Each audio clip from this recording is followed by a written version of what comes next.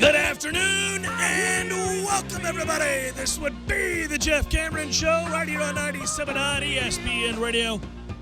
Appreciate you tuning in. I'm Jeff, that's Tom. We're online, ESPNTallahassee.com. That's where you go to listen live via the streaming free always.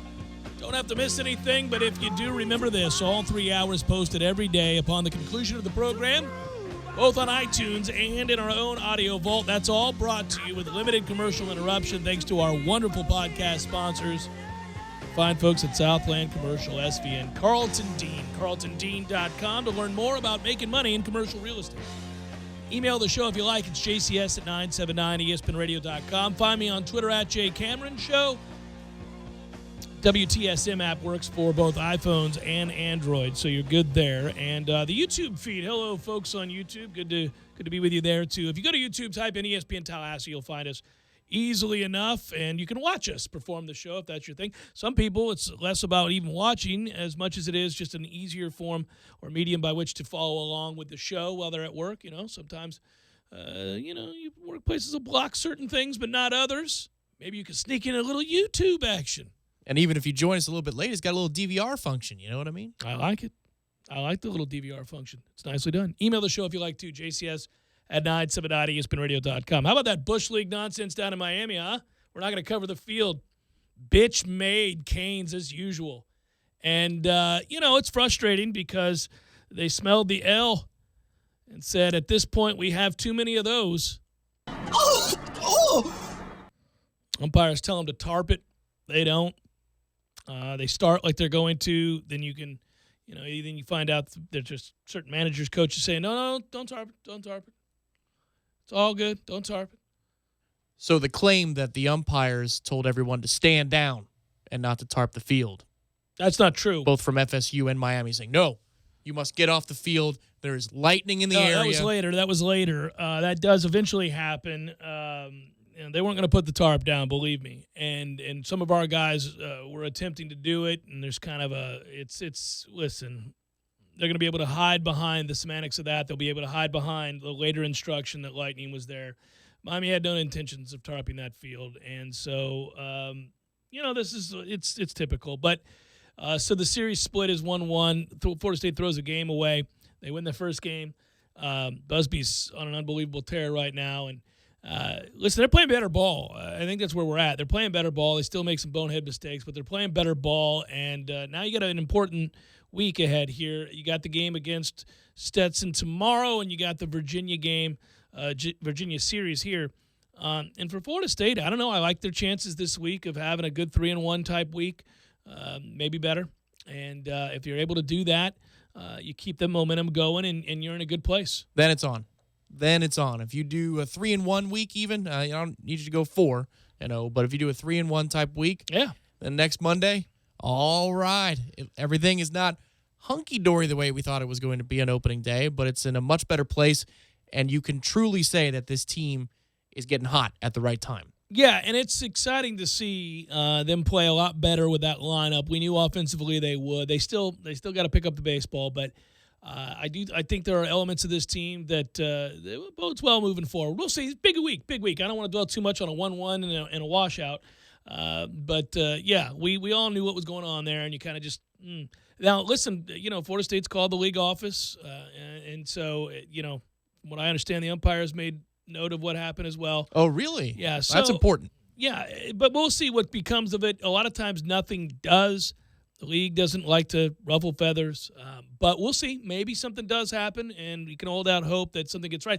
Listen, I don't want this to become a thing now. You saw Florida do something like this too in the Stetson game. And, again, I wasn't there and don't know how that went down, but we certainly saw what was documented, and Florida didn't want to come back out and play baseball. But it's really kind of obviously violates the integrity of the sport. Integrity of the game. You don't want to do something like that. What's interesting, too, is that depending upon who you talk to, and I know you've spoken to some people, there are different accounts of what happened, like for different people. So the FSU baseball equipment staff, for example, yesterday tweeted out that the Miami staff said that there wasn't enough manpower to get the tarp where Florida it needed State to be. offered to put the tarp out. Our Correct. guys offered to put the tarp out. Yes, and they were fully intending to do so and on the way. They started to do that. Yes. And they were told by Miami officials that they didn't have the manpower to complete the job. which makes no sense whatsoever. And then you have the other kind of stuff that you mentioned right off the bat, which includes that perhaps a certain coach was telling people actively to stand down. Not, we don't have the amount of people we need to go get the job done, stand down. It's very frustrating. It's because what I think was about to happen, but you can we can get into speculation and talk. I don't know specifically what was said. Again, it was certainly suspect and a lot of frustration. But what you can do now is take care of what you can take care of, as Jimbo Fisher likes to talk about. Control what you can control. Go out there and beat Stetson, and then turn it around and have a great series here against Virginia. I sure would have liked to have been a fly on a blade of grass underneath the feet of Martin and Morris as they're talking with the umpire after the all-clear was given around 3:30 yesterday. And they're standing on the field together having a discussion.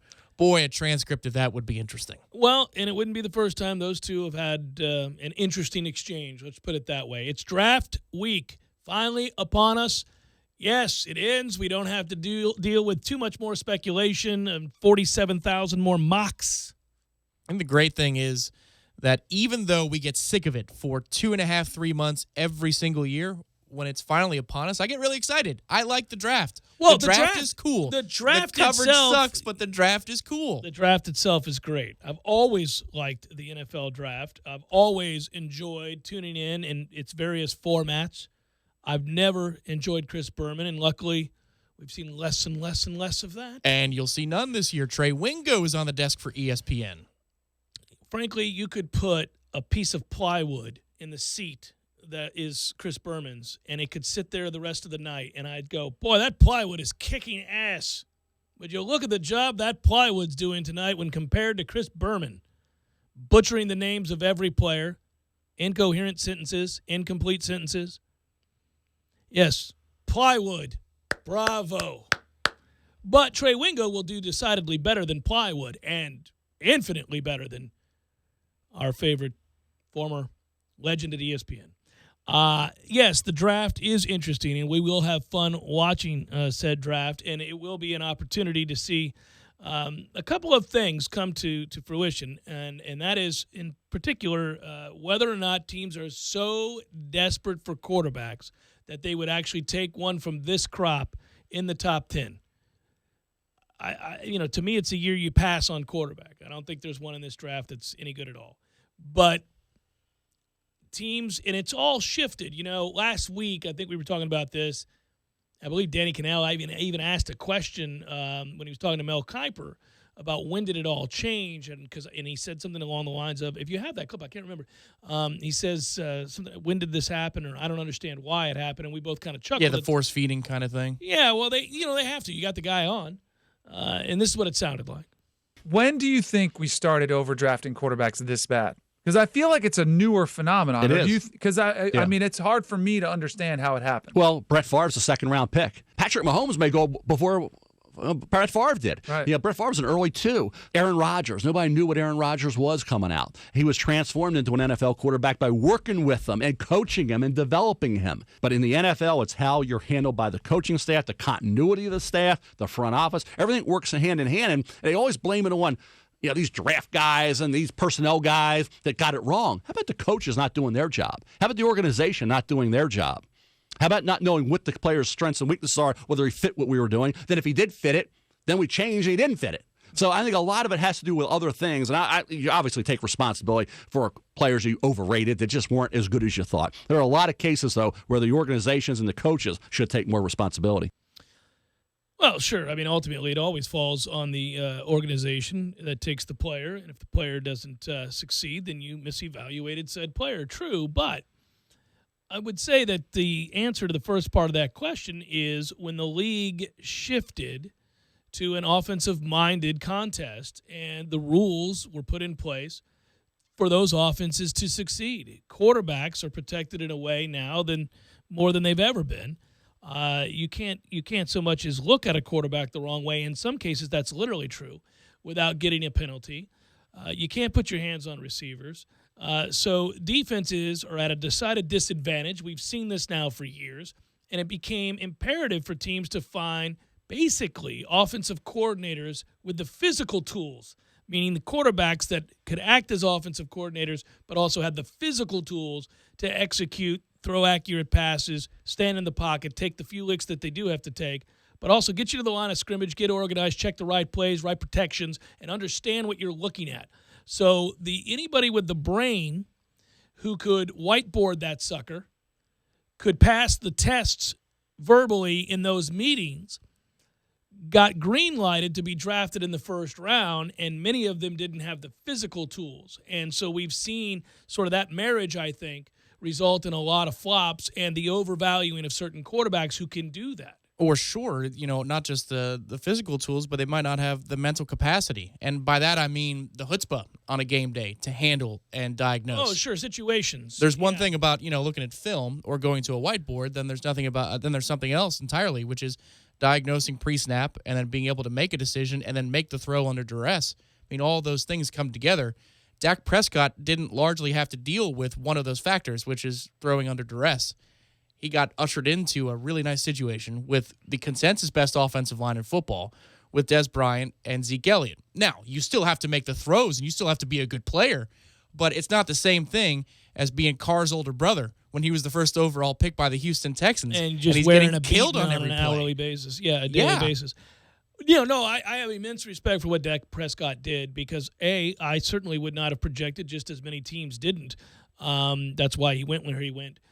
That he would have been able to fit in any offense and transition as quickly as he did. Now, he is incredibly well protected. They have weapons galore. They have a stout running game and an elite offensive line, as you pointed out.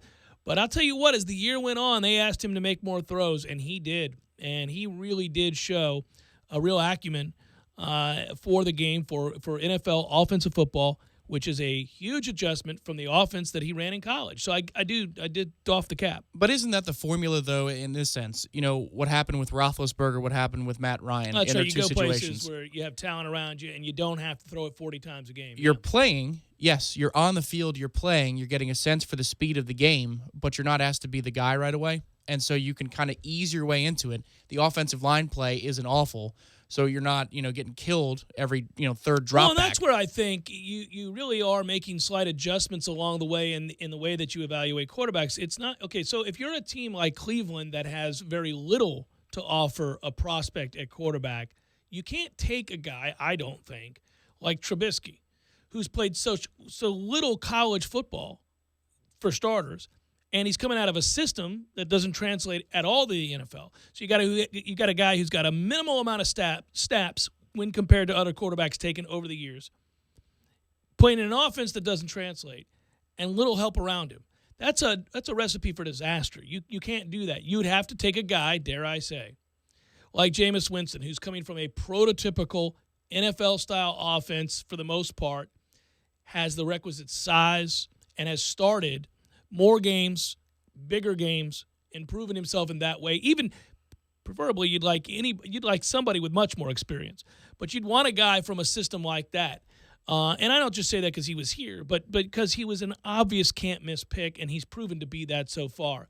I think when you choose to take chances with guys is when you're a team like Dallas and you can afford to do so because you have other things in play, and it's not going to be incumbent upon him to carry the offense. Sure, and it also depends on where you pick him because then the perception, the ground zero for perception is completely different. If you take somebody in the third round and they end up being somewhere between below average to slightly above average, that's a good pick. You've made yourself a good pick because you've got an everyman quarterback, which is enough if you have all the other pieces to at least make the playoffs. I don't know about winning the Super Bowl. Depending on the round, you can take a guy at quarterback that never plays the first 4 years but is a reliable backup, and that is a very successful selection in round 5. Sure. Just to further your point, when you're talking about you wouldn't take one of these guys, let alone in the top 10, but you wouldn't take one in the first round because you don't think there's anybody that's any good. No. But the difference is, and I know you're saying this, but just to spell it out, if you take somebody like Mahomes in the third or fourth round, right? You take a flyer on a guy who might figure it out. You're not saying don't draft somebody for 7 rounds. You're just saying don't waste a top 50 pick on a quarterback of this caliber that we're seeing this year. Right. One of these guys may end up making it, and I'll wait for the C. What I'm saying is based on the evidence you have going into the draft and the offenses they ran, the snaps that they've played, you don't see a guy here necessarily. The only one is Deshaun Watson.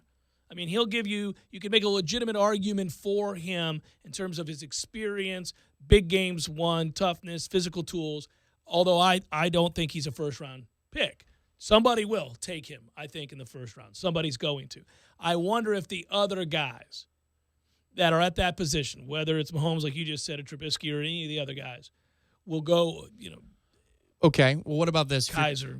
If you're Cleveland and you have 2 picks in the first round. I'm not taking a damn quarterback, I tell you that. Okay, so it doesn't, just because you have a second first-round pick, doesn't make it easier for you to take a chance on a quarterback? In the first round? Yeah. Because what are they, 2 picks in the first dozen? By definition, it makes it easier for you to do that because you can address the whatever glaring need with the first overall pick. But I still, in terms of evaluating their performance in the draft, I still don't think the value's there now. And Cleveland is so. Oh. And it stinks because I do get this part of it. Remember when Detroit had the stretch where they drafted receiver, and people said, well, they can't draft another receiver. If you don't have one and you need one, you're going to have to draft one. You've whiffed. That sucks. You're admitting to it, but you got to take one if you don't have one. I got you. I understand that just because you have failed at a particular position over and over and over again, the way that Cleveland has, it doesn't mean you don't need a quarterback. Unfortunately, you still need a quarterback. I'm saying that your savior ain't in this draft. This isn't the year to need a quarterback. Sucks for you. These aren't the guys that are coming in to save Cleveland. And so I would go another route. Luckily for you in Cleveland, you've got any number of choices, areas of need, if you will. There. Go ahead and address those. We'll move on down the line at the quarterback position then. Jeff Cameron Show, 97.9 ESPN Radio.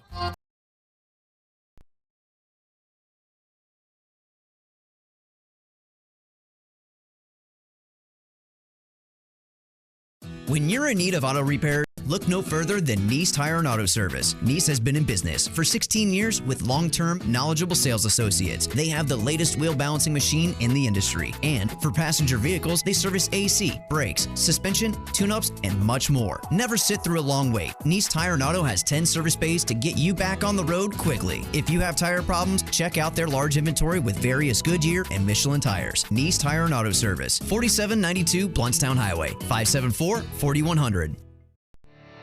You can tell a lot about a tractor by its warranty. That's why Mahindra makes the toughest tractors on earth. With steel, not plastic. Backed by the industry's best limited powertrain warranty, period. Not 5 years, not 6 years, but a full 7 years on select models. No wonder the other guys are green with envy. No money down, 0% interest, and no payments until July. Available at TNT Supercenter. I'm talking tough, like a state of mind. Tough, like a soldier on the front line. Tough when it gets rough, like my Ford truck, always enough. I'm talking tough. Franklin Spring Creek Ford, the place to find your next truck in southern Georgia. Hey y'all, we're Chris and Preston from Low Cash. Head to Franklin Spring Creek Ford and see them about all of your vehicle needs. The truth will fix your roof, 'cause it's what we do with quality, integrity, and pride. Parker Brothers Roofing, professional every time. Stay safe and dry inside. Hey, this is Travis with Parker Brothers Roofing. No one besides us wants to hear that you need a new roof. It's one of the biggest home improvements you have to make, and Parker Brothers Roofing understands. We now offer financing for 0% over 60 months. Yes, that's 5 years. Call us today for 5 years interest-free financing on that new roof. 656-8112. That's 656-8112, or go to parkerbrothersroofing.net. Parker Brothers Roofing, professional every time. Stay safe and dry inside. License number CCC 049350. It's that time of year again, Tallahassee. Get ready to hit the golf course for a great cause by coming out to the 28th Annual Fred Biletnikoff Celebrity Golf Tournament, sponsored by the Fourth Quarter Bar and Grill. Tee off Friday, May 19th at Highlandman Park Golf Course. Check-in and breakfast starts at 7 a.m., leading up to the big shotgun start. An award selection as well as a silent auction will be held immediately following the tournament at the Fourth Quarter Bar and Grill. It's your chance to win auction items, including signed jerseys and memorabilia from national sports stars and former FSU rates. Registration fee for a team of 4 is just $380 and includes green fees, tournament gifts, lunch, and much more. All proceeds benefit the Brandon Moeller Memorial Foundation and the Bolitnikoff Foundation. Help support a great cause and sign up today for the 28th Annual Fred Bolitnikoff Celebrity Golf Tournament, sponsored by the Fourth Quarter Bar and Grill. For more information and to register your team, call Marissa Wass at 519-2004. That's 519-2004. This Day in Sports, brought to you by Superlube, 19 Tallahassee area locations. Quick, convenient, no appointment necessary. Get your history lesson weekdays at 5:30 during the Jeff Cameron Show, right here on 97.9 ESPN Radio. Welcome to Staples. Staples guy, I need some things for the office, but money is tight. Well, now at Staples, we're celebrating HP Savings Month. You'll find big savings on great HP products all month long. Save big on HP? How big? Right now, get up to $100 off an HP OfficeJet Pro printer. Whoa, mind blown. You're the third one this week. Now, during HP Savings Month at Staples, get up to $100 off an HP OfficeJet Pro printer. Its lightning fast two-sided printing can save you both time and money. Ends 4/29/17. See store or staples.com/HP month for details. Restrictions may apply. During Lowe's Ready to Restock event, Pro customers should get ready to save, with up to 20% on GAF shingles every day when they buy in bulk, and up to 20% on select Cobalt Mechanics tools through April 30th. Plus, from April 19th through May 30th, pros can trade in their old cordless tools in-store and get 24% off new Cobalt 24-volt brushless cordless power tools. Limit 1 per customer. Restrictions apply. See store for details. Shingle offer applies to contractor packs. Products vary by store. U.S. only. Have you ever noticed when you report an accident or a claim to an insurance company, they are very eager to get you to one of their approved body shops. They say that they guarantee the shop's work, but what they're really saying is the shop works for them, not the customer. So choose a shop that is working for and looking out for you, someone you trust. It's your choice. Lisa's Paint and Body. License number MP46050. This is the Jeff Cameron Show. Jeff Cameron Show on 97.9 ESPN Radio.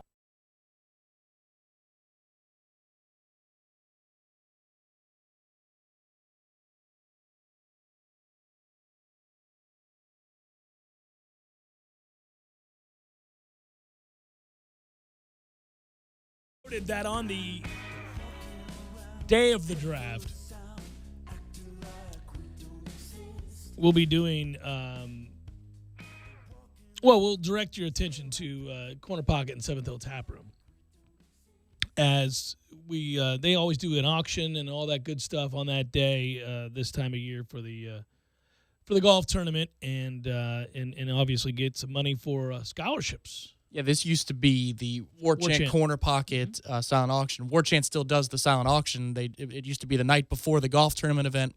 Now they just do a standalone of the silent auction, and that's what we will be hoping you come out and support on Thursday as you get off of work. But we'll certainly be there downstairs at the Seventh Hill Tap Room broadcasting. Big draft show, man. Like the draft show. It's a good show. Draft show's fun show. Latest is that the Bucks are going to take Dalvin Cook. All Seminoles all the time in Tampa. They know it's about winning games. Go get me some DeMarcus Walker after that? All right. I mean, what are you going to do? Go grab a player from Florida or Miami? Not if you want to win games, obviously. Certainly not an offensive one if, he's from Florida. All jokes aside, they do seem to think that if it's possible and he falls that far, that's not really falling all that far, to 19, then he'll be the guy. You are getting giddy because I think you're beginning to think this is going to happen, and I'm not against it. But you're not necessarily as behind it as I am. I'm probably not necessarily as behind it as most Seminoles. My fellow Noles, I'm able, in the case of the Bucks, I know people don't believe this because I was so pro Jameis. I was pro Jameis beyond the reasons that we've documented on this show on numerous occasions regarding the unfair treatment of him for a non-crime and the way that he was written about time and again. That partly made me that much more probably assertive and boisterous when describing what I think Jameis really is and what he could be for that community and for a franchise in general. But if you removed all of that, the frustration for the misrepresentation and the omission of facts surrounding that case. The co-opting of a story by the New York Times after embedding reporters here and coming up with nothing for all that time. All of that, if you remove all of that, okay, and just look at him as a football player, I said to you a year, and lots of people who watch the games could have come to this conclusion, a year before all of that, before we got to that point where it reached critical mass, somebody will take him number 1 overall. It's fairly obvious you have to, and it was, and they did. And it's because of the physical tools and because of the mind. Wicked smart, incredibly hardworking, had all of the tools, made perfect sense, especially coming out of this offense. It had nothing to do, believe it or not, and there will be people who will not, with the fact that he's a Knoll. I thought he would be the number 1 pick. So I can get pretty objective anyhow when it comes to my NFL teams. There are lots of guys that played at Florida State whom I loved, but I thought, don't think they're necessarily a fit for Florida State, or I'm not real sure they translate to the next level. And we'll say it if we see it. We'll say, I just don't see where this guy is going to be an impact player in the National Football League. Was a great college player, doesn't seem to really translate all that well. Nick O'Leary is one of the most recent examples. And we talked about that, and people got mad, and we said, look, Nick was a great college player, a tough kid, but the measurables aren't there for him in the NFL at the position he plays, the tight end. Who's he blocking? Who's Nick O'Leary going to block? Doesn't have blazing speed. Rondé Barber's retired. Doesn't have reach. Yeah, there was nothing really that said he was going to be an elite tight end in the NFL. Tough kid, and loved him in college, thought he was a beast. Obviously a great asset to the offense we ran, and deserved the hype that he got and garnered here. But wasn't the player that make it at the next level. A day like this, I want to be careful about talking about the prospect that is Travis Rudolph, because our heart goes out to he and his family, and that's a horrible, horrible story to read about his father dying in a shooting incident, but or something involving a gun. We don't know what exactly happened there, and our hearts go out to Travis Rudolph again and his family. But when he declared, if we're just purely looking at prospects now, I said, I don't know how he gets drafted. I don't. What does a team see in that guy? When you're going to declare, you would think you're not declaring to get drafted in the 6th round.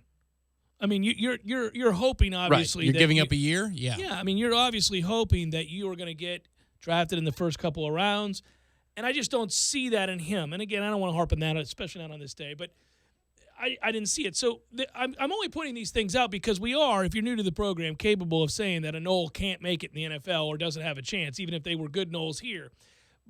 Dalvin's not one of those guys. He's going to make it in the NFL. I think where we might differ is the degree to which we think he helps, the Bucs right here, right now, and what he is over the next 5 to 7 years in the NFL. Running back at that level is a little bit different game, and I do think, depending on the team he goes to, obviously he could have a very good career. I'm not suggesting he won't. I've got to worry about his injury history. At that level, he is very small compared to maybe what you can get away with in college. But he is such a talent, and you think he's a transcendent talent. That's where we kind of disagree. I think that there are guys in this draft that I would, if you're going to grade, I'd grade right up there with him. Depending on what you want in a back, I hate to say it, not a great guy. We've well documented, but Joe Mixon is a really good back, and you can get him really late, and you can address some of your other needs. So it's just about philosophy. Sure. I shouldn't say really late, but you can get him late. Yeah, you can get him later. To me, durability is where I hold my breath. You know what I mean? The big one with me. Okay, so let's say they draft him, and then we get to the first weekend in the fall, and we're playing the Dolphins, game 1. I go, okay, stay healthy, and here comes the production. That's what I get nervous about. But, the one thing you mentioned about Jameis that I'll harp on with Dalvin is the intelligence. The football IQ, the ability to process information quickly, and then apply that to the skills you have, the physical skills that you've been given, which I know what his combine numbers say. I don't care. The film does not lie. He's not playing a bunch of FCS opponents every weekend. He has next-level burst ability, agility, and speed. And that's where he's different than a guy like Marlon Mack, and we completely agree about that. But you can get Marlon Mack pretty damn late, and at 5'11", 215, incredibly productive, 4.5 40 guy, I'm just saying maybe I wait my turn on running back since they're everywhere, and I can foresee him being very productive. Another Tampa guy, by the way, if you're trying to win over communities and all of that. I mean, Marlon Mack, big fan. Loved him at USF. Thought he ran hard, strong kid, really productive. I'm fine with him. I'm not saying he's Dalvin Cook's equal. But again, what we're talking about is, do you draft a running back in the first round or meet other needs? Sure, and that's the fun part of the draft. That's the discussion that people should be having for 3 months if you're going to actually try and talk about this thing for 3 months. It's you're saying, I love Dalvin, I don't love him at 19. That's all I'm saying. Can't people talk like that? You know what I mean? Rather than he sucks or he's the greatest player ever. No. He's going to be a bust. No, not at all. If he stays healthy, Dalvin has a good 5-6 year run in him at minimum, I think. But, yes, I worry about the durability concerns. I just think that you combine what his mind is capable of doing at the speed and how he can apply that instinctively to making people miss in the backfield, out in open space, how he can set up people, he can set up blocks. He understands patience, but he can also hit the hole hard, too. He didn't do the ladder as much. I was going to say, that's another problem I have, is that I don't know how much time you can take setting up runs the way he set them up here. I mean, he was incredible here. He was perfect for our offense here. But, I don't see him between the tackles hitting that hole, running downhill. But there were times when he didn't have a choice, and he made the most out of it. And to me, that's something that's going to happen a lot in Tampa Bay early in his career. It's what Doug Martin did so well a couple of years ago, is he could make dudes miss in the backfield, and they were unblocked. And then it would be 2nd and 7. And the casual fan doesn't say, well, that's a great play. But you and I are watching the game. Alert Bucs fans, alert NFL fans say, well, that's why important. we love you Freeman. Stay ahead of the freaking chains. That's the whole name of the game in the NFL. But even there, I think Freeman was a guy that between the tackles looked like he translated to the NFL much better, getting so low and having even stronger legs, if possible, it seems, than Dalvin Cook, and getting that extra yard low between the tackles. So underrated between the tackles was Freeman coming out of college. Look, Dalvin's a great player. I hate when we get put in these positions because you're not saying he sucks. Yeah, I'm not. I'm just nitpicking. And it sounds like it because I'm saying that I think he might be. Yeah. No, I'm nitpicking a little bit. I just again, when we size these things up, I'm like, man, to any more. And this is a fairer way to look at it. Any more when I'm addressing running back as a team. Let's say my favorite team has a need at running back, or several needs that accompany running back. Say it's a wide receiver. Say it's a defensive end. Say it's a linebacker. I tend to fall in the camp of going linebacker and defensive end and receiver before I go running back because we've seen it time and again. And I bring this point up so often. Your 5th and 6th round backs that become uber productive in the right systems, guys you pick up off the scrap heap end up going for 800 to 1,000 yards in some sort of tandem set. That's why I have to know. I got to look at a guy and say, I think that guy is going to transcend at running back. And it's funny because there have been guys that we thought, well, can't miss. Big, strong, uber productive in college. Trent Richardson. How productive was that guy in the toughest conference at the time he played there, especially going against the toughest defenses in the country and running guys over, running away from guys, doing so many things. You see him go to the league. You're stunned by the lack of production. He just wasn't as shifty, and he didn't have the kind of bursts, and you know what I mean? Yeah, it was see the hole because it's schemed for you, and we have the best blockers in the world, so go hit it, and then hit it like the wrecking ball that you are. This is my favorite type of conversation in the NFL, and I think this is where the value of sitting down and going to a baseball game and being able to not only just talk about life, but talk about the situations. Sure. And there's enough room in between each pitch. Let it breathe. You let it breathe, and then you could play manager. That's the fun part of watching a baseball game. Sure. That's what the NFL draft is like. You get to play GM. Everybody gets to play GM with what you need, what you saw as a college football fan. I think college football diehards like us are in a unique position to really enjoy this thing from two ends. My favorite part of that is that you better go into it knowing, because it is such a guessing game to some degree. You can be the most knowledgeable fan of a team, of a player, of the sport in general. You can understand scheme, you can understand all that stuff, and still whiff. And you know how I know that? They do. They do. All of the teams around the league, even with the best player personnel, scouts, evaluators, you name it, whiff guys who played in the league for 12 years, were 5-time Pro Bowlers, have immense knowledge of the game and a background in the philosophies of various defenses and offenses.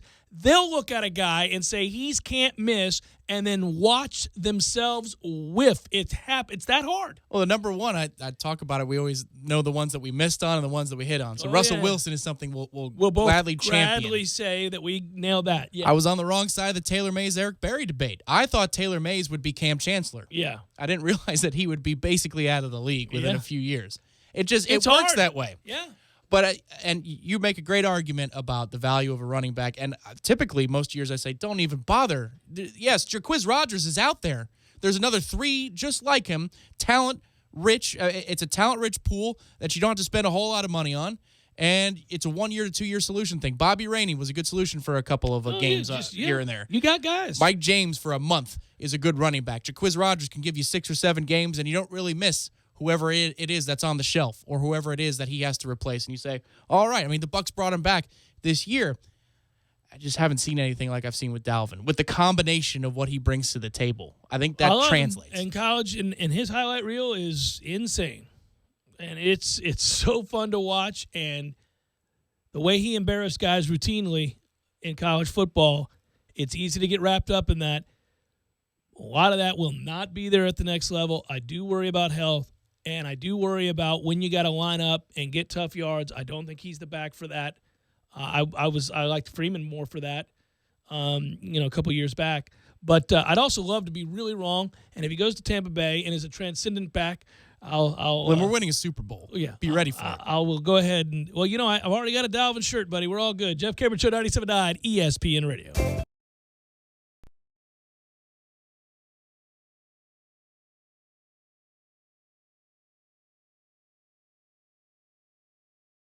When you're in need of auto repairs, look no further than Nice Tire and Auto Service. Nice has been in business for 16 years with long-term, knowledgeable sales associates. They have the latest wheel balancing machine in the industry. And for passenger vehicles, they service AC, brakes, suspension, tune-ups, and much more. Never sit through a long wait. Nice Tire and Auto has 10 service bays to get you back on the road quickly. If you have tire problems, check out their large inventory with various Goodyear and Michelin tires. Nice Tire and Auto Service, 4792 Bluntstown Highway, 574-4100. You put your mower through a lot. All that back and forth can add up to thousands of miles. That's like mowing cross country. Gravely commercial mowers are built for all-day performance, helping you get the job done mile after mile. Gravely, built to mow the distance. Get your Gravely motor only at TNT Supercenter, your one-stop shop for work or play. 14585 Highway 19 South, Thomasville, Georgia. TNTSupercenter.com. I'm talking tough, like a state of mind. Tough, like a soldier on the front line. Tough when it gets rough, like my Ford truck, always enough. I'm talking tough. Franklin Spring Creek Ford, the place to find your next truck in southern Georgia.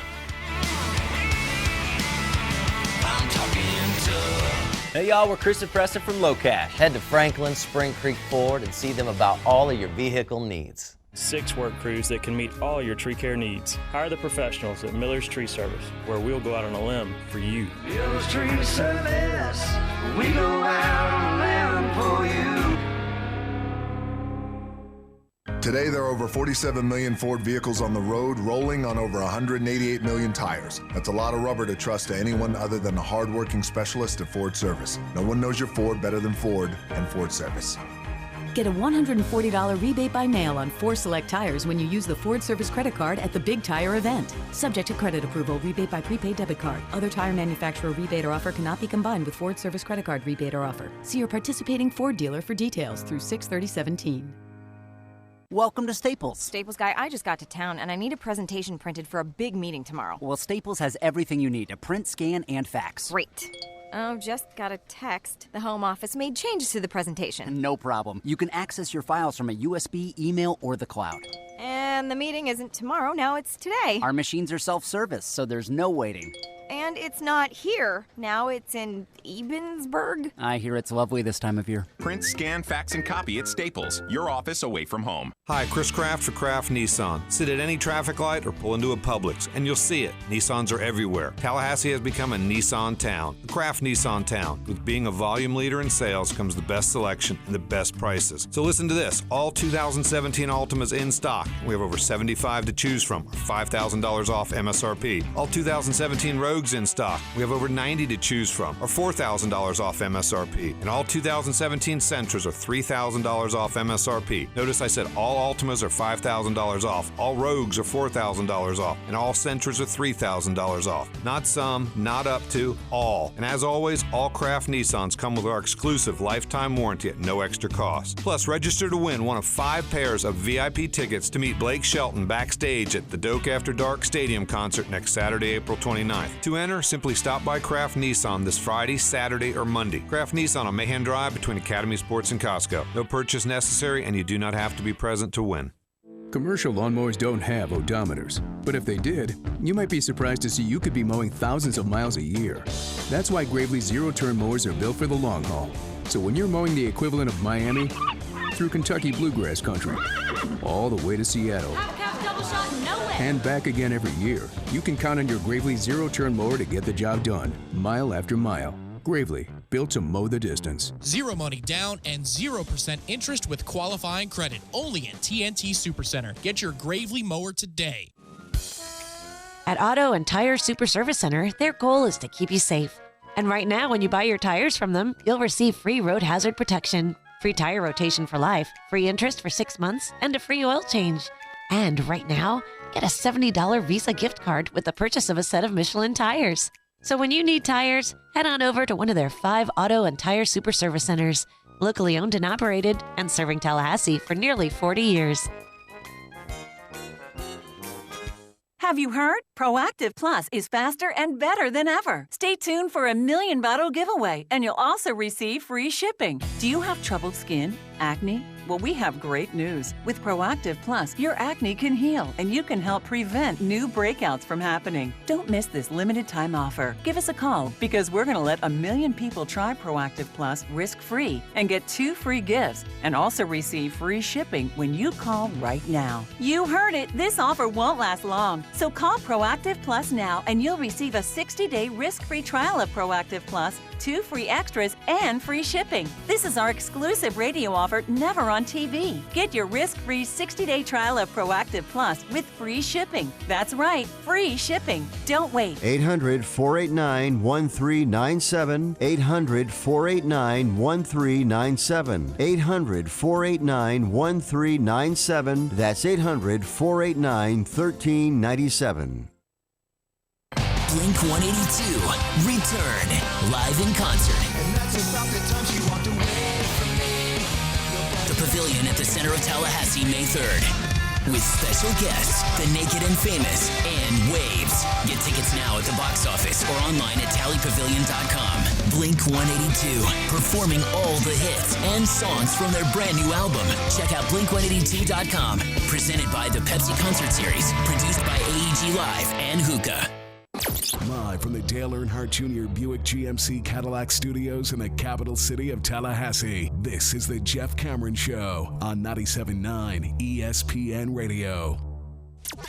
Man Cave Monday, brought to you by Experamac of Tallahassee. Experamac, Tallahassee's trusted tech source for Apple. Stopping at 346 South Magnolia Drive or call at 765-2012 today.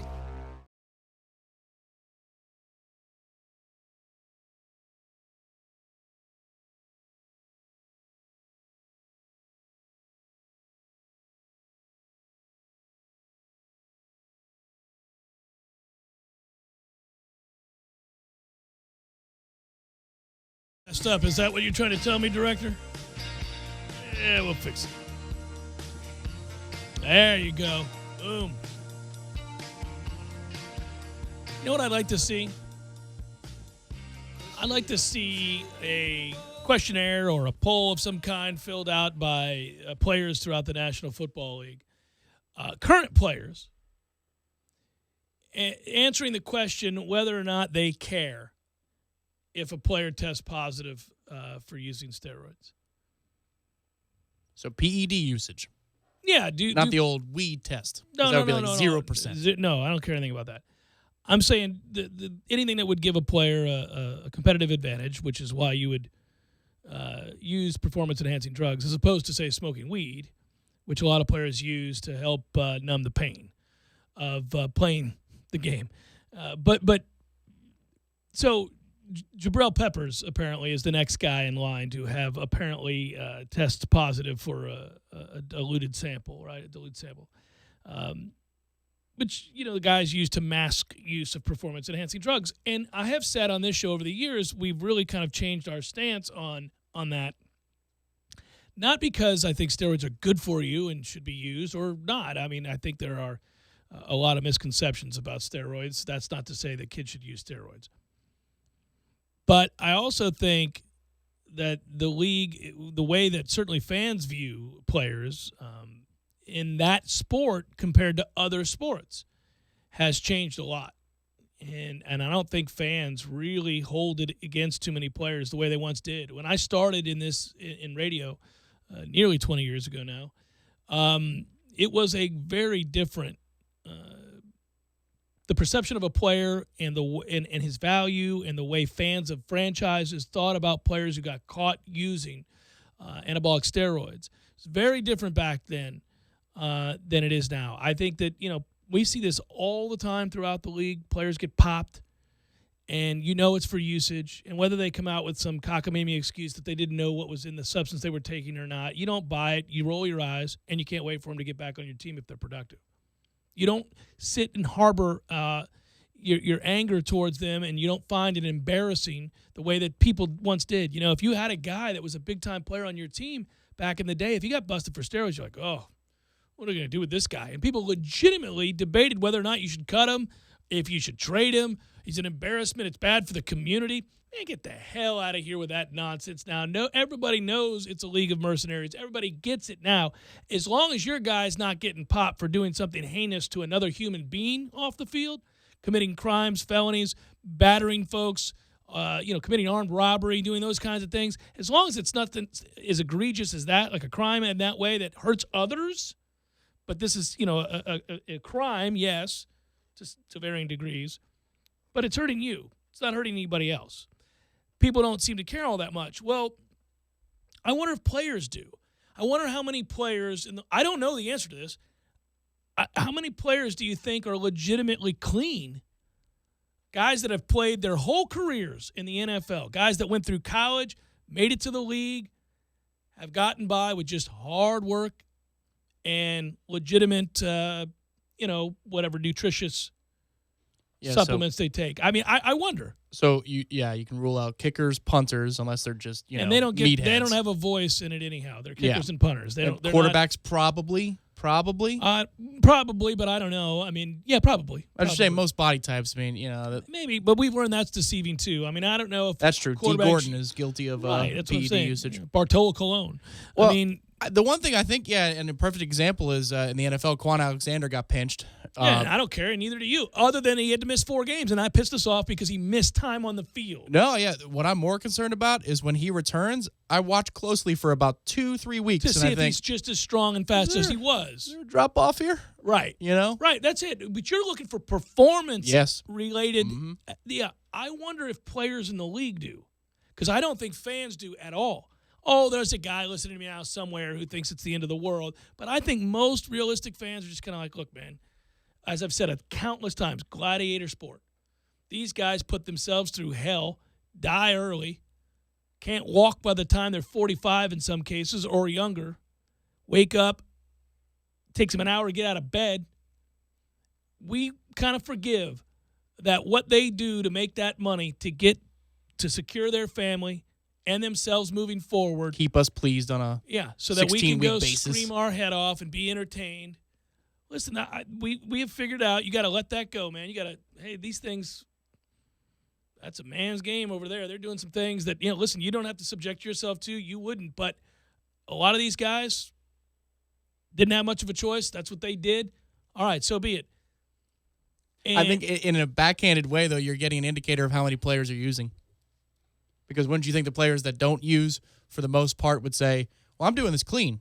So it does matter to me whether or not somebody uses performance-enhancing drugs. Now, right? Yeah, but then again, you don't want to talk out of turn, don't want to talk out of school and disrupt a locker room. Like, you know, I'm just saying, if you did an anonymous poll, and it was the entire 53, 54-man roster, whatever it is, for all 32 teams, and they got to weigh in on whether or not, and then you got rid of the kickers and the punters, right. I think you'd actually get a pretty good indicator of how many players are using. I've always wondered, because when I read things like this, now we're reading more and more about players at the freaking combine testing, or if not testing positive, doing something to mask the fact that they were using, and I find that remarkable. You talk about brash. I think it makes a ton of sense, though. I mean, just from because the you're being standpoint, judged, your performance, your chance to get drafted in the first round as opposed to the second round, and the millions of dollars that are at stake, you're going to use leading up to that to put yourself in the best possible position to put up the best scores imaginable. I got you. It's just that I think they also do it because I don't think that whatever team is looking at that player, if I'm Team A and I love Jabril Peppers and I'm worried about Team B getting him at pick 27, is the fact that he tested positive with a diluted sample, does that do anything to deter me from taking him with that pick or moving in front of the team that I'm worried about is going to take him? Or do you say, well, it doesn't make any difference? So the player's the player. And I think it's a classic case of if he's a borderline player and he has that on the record, and I have two other players that are just like him and I grade them out the same. If only because if you test positive and you get popped at that, you now come into the league with a one-strike penalty, and the next punishment that you would undergo if you get caught again is more severe. So in that sense, you're saying, wow, man, we already got a guy that if he does it again, and he likely will, we're going to be eating 8 games or 12 games or maybe even a year or whatever that would be. And so I don't want to put up with that. I need guys that are going to be on the damn field. It's maybe. It's a bad example because I know they're not the same level of talent. So just, put that away for a minute. But if it was Garrett and Barnett and DeMarcus Walker and you had them graded out the same. I know you're crazy. First of all, you're crazy. First of all, let's just say I don't want you evaluating my talent. That you had them graded out the same. And 2 of them get popped for diluted samples. And and you had them all graded the out same, the same. work ethic's the same, sure, and then this red flag pops up. But what I think is, and I guess I'm going back to something here, I think both in the case of weed and performance-enhancing drugs, and you just hit the nail on the head with the character's the same, the performance is the same, I don't believe those transgressions, if you want to call them that, are now looked upon by teams as affecting the way they view one's character. Those are no longer character strikes. They used to be. They were considered ammo for being blackballed. Yeah. Yes, that was ammunition.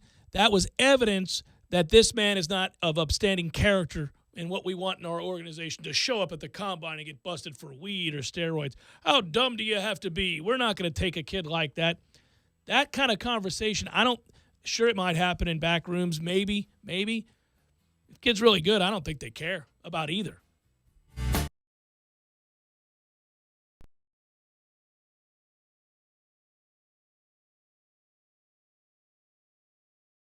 When you're in need of auto repairs, look no further than Nice Tire and Auto Service. Nice has been in business for 16 years with long-term, knowledgeable sales associates. They have the latest wheel balancing machine in the industry. And for passenger vehicles, they service AC, brakes, suspension, tune-ups, and much more. Never sit through a long wait. Nice Tire and Auto has 10 service bays to get you back on the road quickly. If you have tire problems, check out their large inventory with various Goodyear and Michelin tires. Nice Tire and Auto Service, 4792 Bluntstown Highway, 574-4100. You can tell a lot about a tractor by its warranty. That's why Mahindra makes the toughest tractors on earth.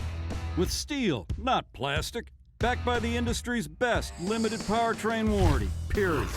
Not 5 years, not 6 years, but a full 7 years on select models. No wonder the other guys are green with envy. No money down, 0% interest, and no payments until July. Available at TNT Supercenter. I'm talking tough, like a state of mind. Tough, like a soldier on the front line. Tough when it gets rough, like my Ford truck, always enough. I'm talking tough. Franklin Spring Creek Ford, the place to find your next truck in southern Georgia. Hey y'all, we're Chris and Preston from Low Cash. Head to Franklin Spring Creek Ford and see them about all of your vehicle needs. That's 656-8112 or go to parkerbrothersroofing.net. Parker Brothers Roofing, professional every time. Stay safe and dry inside. License number CCC 049350. The City of Tallahassee Utilities reminds you that it'll be summertime before you know it, and summer's when we all benefit from positive environmental practices like saving energy, water, and money. Because after all, it's all connected. When your home is energy efficient, you save money on your utility bill, but you also help the environment because using less energy saves precious natural resources. Here are a few simple tips. Easy things you can do to use less energy. In the summertime, set your AC thermostat to 78 degrees and even a little higher when you're away from home. You'll be amazed at the money you'll save. Close shades, drapes, and blinds during the day. It keeps the house a lot cooler. Choose the proper AC fan setting. Put it on auto, not on. Auto saves energy. On runs continuously, and that runs into money. And while you're at it, schedule a free energy audit with the City of Tallahassee Utilities to identify low-cost and no-cost ways to make your home more energy efficient. You'll save energy, water, and money, and you'll help the environment too, because after all, it's all connected. A message from the #1 public utility in America. Learn more at talgov.com/YOU. It's that time of year again, Tallahassee. Get ready to hit the golf course for a great cause by coming out to the 28th Annual Fred Biletnikoff Celebrity Golf Tournament, sponsored by the Fourth Quarter Bar and Grill. Tee off Friday, May 19th at Highlandman Park Golf Course. Check-in and breakfast starts at 7 a.m., leading up to the big shotgun start. An award selection as well as a silent auction will be held immediately following the tournament at the Fourth Quarter Bar and Grill. It's your chance to win auction items, including signed jerseys and memorabilia from national sports stars and former FSU greats. Registration fee for a team of 4 is just $380 and includes green fees, tournament gifts, lunch, and much more. All proceeds benefit the Brandon Moeller Memorial Foundation and the Biletnikoff Foundation. Help support a great cause and sign up today for the 28th Annual Fred Biletnikoff Celebrity Golf Tournament, sponsored by the Fourth Quarter Bar and Grill. For more information and to register your team, call Marissa Wass at 519-2004. That's 519-2004. Dale Earnhardt Jr. Buick GMC Cadillac is back at it, supporting the High School Scholar Athlete of the Month on 97.9 ESPN Radio. Listen every Wednesday to hear our monthly winners. Check them out at Dale Earnhardt Jr. Buick GMCCadillac.com. Join us for 8 days of nonstop tennis as the rising stars of the USTA Pro Circuit battle for a main draw wildcard into the French Open. It's the 18th Annual Tallahassee Tennis Challenger, April 22nd through the 29th at the Forest Meadows Tennis Complex. Proceeds benefit the Wagner Neurointensive Care Unit at Tallahassee Memorial Healthcare. Sponsored by the Florida Lottery, Tallahassee Democrat, the City of Tallahassee, Tallahassee Memorial Healthcare, 850 Business Magazine, and Comcast. Broadcasting live from the Dale Earnhardt Jr. Buick GMC Cadillac Studios. This is 97.9 ESPN Radio, WTSM, Woodville, Thomasville, Tallahassee. Tallahassee Sports Center. I'm Lee Gordon. Florida State baseball was only able to get in 2 games in Miami, a win Friday, a loss Saturday, and a washout Sunday. FSU returns north with a quick stop at Stetson Tuesday, back in Tallahassee for 3 games against Virginia over the weekend. Seminole softball, champions of the ACC once again. They swept a doubleheader against Louisville. For the Noles, it's the 5th consecutive championship and the 15th overall, where Florida State has ended the season tops in the conference. Former Florida defensive tackle Caleb Brantley, who is considered a potential first or second round pick in this week's NFL draft, was charged on Friday, allegedly struck a woman and knocked her unconscious during a dispute earlier this month. And some terrible news for a former Seminole. Travis Rudolph's father, Daryl, died on Friday from a gunshot wound while working near a nightclub. Police are investigating it as an accidental death.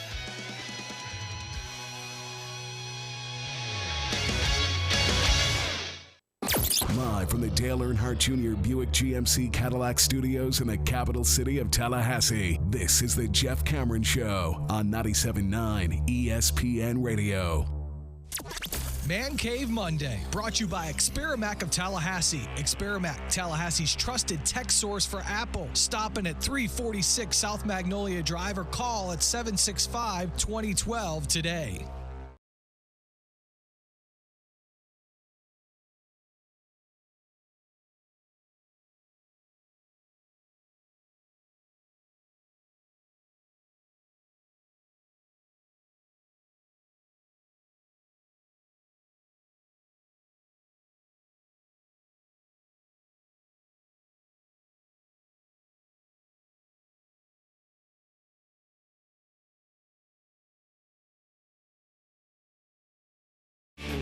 Hour number 2, Jeff Cameron Show, 97.9 ESPN Radio. Thanks for tuning to it. I'm Jeff, that's Tom. We're online at ESPNTallahassee.com. That's where you go to listen live via the streaming, free always. Try not to miss stuff, folks, but if you do, we got you. All 3 hours posted upon the conclusion of the show, both on iTunes and in our own audio vault. You can always email the show if you like as well. JCS at 979ESPNradio.com. You can find me on Twitter at JCameronShow. Utilize the WTSM app as well. And I would also tell you to go to YouTube right now, ESPNTallahassee.com on YouTube. You'll see Ira's pretty face here in just a second. We're going to pull that up as we talk to our man. Of course, Ira works for WarChant.com. Let's bring him in right now. Ira Schoffel, managing editor, WarChant.com. Hello, good sir. Hi, Jeff. How you doing, man? I'm doing better than you, man. Pink eye and your throat's hurting and you're under the weather. Good Lord, brother. Get you some sleep. It was a rough weekend. Kind of knocked me out a little bit, but I'm soldiering through, Jeff. And you're here. You're here for us in our time of need, and that I am always appreciative of. I read your piece, Jimbo Fisher commenting on FSU, Alabama, quote, good for college football. Folks, if you haven't read it yet, please go do so. Go to warchant.com, look for Ira's name there, and you click on that headline, and you can read what Jimbo Fisher had to say about it being good for college football that Florida State and Alabama are playing. In general, Jimbo's, feeling good on the annual spring booster tour, right? Yeah, I think so. And, we talked to him about a bunch of things. So we got to stretch that out over a few days. We can't throw it all out there at once. Got 2 or 3 articles coming out of that. But you're a veteran, sir. But he, it was interesting to hear him talk about it and kind of go back over the thought process behind scheduling the game. I think, and I know you talk to people in other markets and other people around the country, and you kind of hear their perspective on that game. And I think a lot of people that have asked me about it, it's like, what's Florida State doing there? It's like they think of it as this big, like a huge risk. And Jimbo acknowledged that there is some risk, but there's also a lot of reward. And I don't know if there's that much risk. If you lose to Alabama, unless you just get embarrassed, I think it's not like that game knocked you out of anything. So I just thought it was interesting to kind of hear him talk about it and basically say that, look, it's time. Florida State, when he first took the job, he wouldn't have jumped into that kind of game. But, after, obviously winning a national title, putting together the success they've had, it's time to step up and play these kinds of games. The two teams undefeated in those neutral site games, as you point out in the article. Alabama is 4-0 when you look at the neutral site kickoff games and their history of the Chick-fil-A kickoff in Atlanta. They've opened that season. Alabama has 4 times since 2008. We all know from watching those games and desperately hoping they would lose one of them that they simply haven't. And for Florida State, of course, opening the 2 seasons with Coach Fisher on neutral site games that happened in 2014. We were out there, as you were, in Dallas for the game against Oklahoma State, and then last year in Orlando against Ole Miss, and Knowles won both those games. So 6-0, the two teams combined. Somebody's got to knock off Alabama eventually in one of these things. Do you get a sense that Fisher thinks his team's capable? Yeah, he definitely seems confident. I think you also, and I think it's a storyline that we'll explore as we get closer to that game for sure, is the fact that, Florida State did win those 2 neutral site games, but they didn't look great doing it. Nope. And they kind of had to, they started off gangbusters against Oklahoma State and then just kind of started sputtering around and ended up sealing the win. And Ole Miss, obviously, were in a huge hole early in that game and were able to, the defense kind of bailed them out a little bit in the second half. And, I just think it's you look at Alabama and that's where, you want to get to. They for whatever, no matter how many guys they replace. I remember that year. I don't know if it was after the first title or the second one. Remember, they lost all their offensive linemen, and you're like, okay, well, there's no way they're going to do it again. And then, sure enough, in some season opener, they're just boat racing somebody. And I think, and I just think that's I think that's the next step for Florida State. They need to be ready for that kind of competition, to start a season. I'll tell you what, though, from a play calling standpoint and having his team ready, I thought Fisher did a great job in the Orange Bowl, and there were questions leading up to, I know this is a different type of layoff, but there were questions about this team not being ready to play in bowls early, even in the national championship game. Obviously, you go back to the considerable deficit against Auburn that they had to come back from. You looked at the obvious nightmare against Houston, and then we started thinking, hey man, is this a thing where they're going to struggle in games? Where there's a long layoff, or the other teams had any amount of time to prepare. But I thought he came out swinging against Michigan from a play-calling standpoint. Florida State looked like they were ready to kick some ass, and that went a long way in easing some of the nerves. It'll be interesting to see. Obviously, Alabama's a much better opponent, but to see if Florida State comes out clicking the way they did in that Orange Bowl game.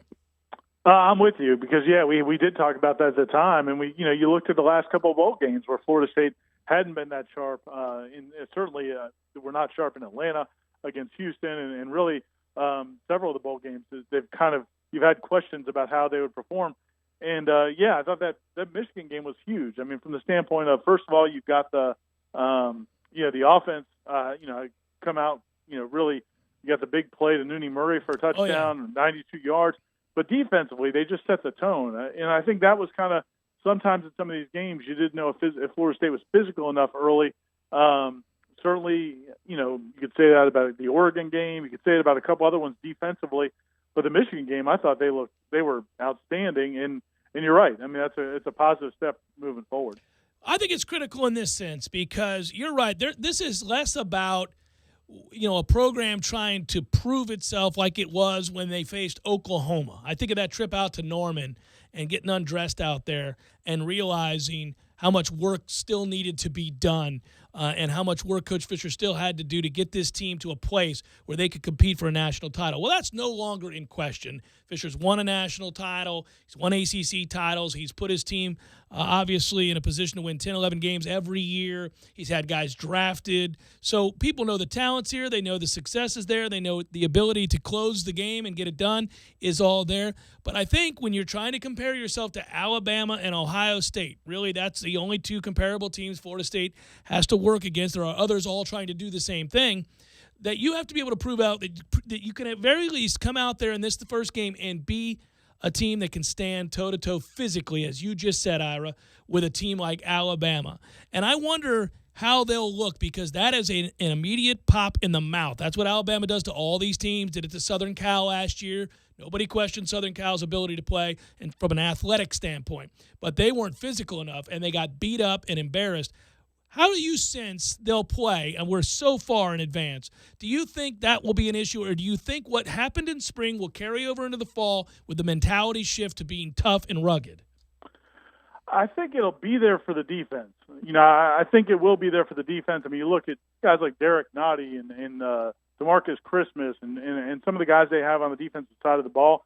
I think it'll be Derwin James, obviously, that secondary. Where I'd be a little bit concerned, and I asked Jimbo a lot about this, it'll be in the one of the final articles I write from that interview about the offensive line, which is coming soon. I kind of went through the offensive line with him and talked about some of these guys they're going to be counting on. A lot of redshirt freshmen, a lot of second-year guys, and a lot of second-year guys that didn't get to do much this spring because of injuries. I mean, you may have – it's either going to be Josh Ball or Juan Williams probably at left tackle. Well, neither of those guys has ever played against anybody in college, let alone Alabama. And here's Alabama. Wow. You look at, a couple of those other guys. Landon Dickerson played half a season before he got hurt. He's expected to be in there. Cole Minshew hasn't played a lot of football games. If Eberle doesn't beat out Bavion Johnson or Andrew Boselli, one of those young guys will be taking the job there. So, that would be my biggest concern is not that those guys aren't talented. We know that Jimbo loved these offensive linemen when they signed, but how many of them have actually seen live action against anybody, let alone somebody like Alabama? So I think that would be my big concern. Are they going to be able to withstand that kind of pressure up front?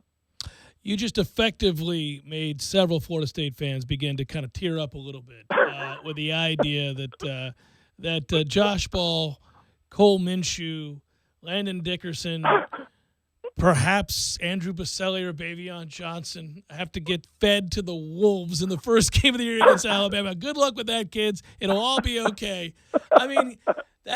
It's hard to imagine a scenario by which they have success on offense. I mean, let's just say it. It doesn't sound like that is entirely likely, given that is the scenario. And by the way, you could say, well, that may not happen. No, that's what's going to happen. One of those kids, 3 of those kids anyhow, are going to have to play. And almost definitely, yeah. Yeah. I mean, the only one that might be different is the center position. Eberle has played a lot, and he could win that job. And I mean, I think the best case scenario, I think in terms of experience, is you've got Eberle at center, which I don't know if many fans think that's the best case scenario, but in terms of experience, Rick Leonard at right tackle. Yeah, and then the guards would be Cole Minshew and Landon Dickerson, who have played, half a season. Maybe Cole Minshew hasn't played that many games. So anyway, that doesn't mean they can't play well. It's just, again, it's just hard to, and a lot of those guys missed this, really physical spring. And there's only so much you can do in preseason, as Jimbo said after the spring game, is you don't want to beat guys too much up in the preseason camp because you need them healthy for that game. So, again, I'm not trying to paint a bleak picture. And in the article, I think Jimbo comes off as very positive, and he's very hopeful. But the reality is a lot of those guys just haven't played a lot. I think it's going to be important to fill them full of anabolic steroids. That's your advice? I'd cheat. How many cycles can you get in between now and then? I was just thinking about that. I don't know, but I'm going to find out, and I would find out for their sake. They'd thank me for the use of steroids later. I'd give them everything I could, the most powerful steroids. I have a doctor monitor them, tell them that they can get off of those steroids as soon as they're done with the Alabama game. We'll give them a little bit of rest. Probably don't need steroids for the Miami game, but you're going to need some steroids for Alabama. So that's what I'm going to suggest we do. They show up at the season opener, and they all look like Tony Mandarich. I'd do it. Mandarich was very effective. Mandarich was an incredibly effective college football player. I think that it's in our best interest. It's about winning games. Listen, if you shave a few years off a kid's life those are at the end of the year, crappy years. Nobody cares about those years. They'll remember the Alabama win is what they'll remember, right? They'll say, well, I would have liked to live to 80, but I get 75 instead. But you're not trading your good years. You're not trading your prime. No, you're trading the crappy years, the adult diaper years. Now you lay back and you've got that win over Alabama. Wear that ring on your deathbed and think about that. It's all right. I love you, brother. Thought. I'll talk to you later. All right, bye. That's Ira Schoffel, warchant.com. Yeah. I don't know how else to do it. Unless you're willing to use steroids and or other methods of cheating, I think we're just going to have to take the L here, guys. And I'd rather win. So I'd say we cheat and use some steroids and get after it. I'd also maybe dive at a player's knees. But that's me. That's against the rules, and I would never admit to that publicly if I were telling them to do such things. I wouldn't. But I'm saying you got to find a way. And sometimes that's outside the parameters of the rule book. Jeff Cameron Show 97.9 ESPN Radio.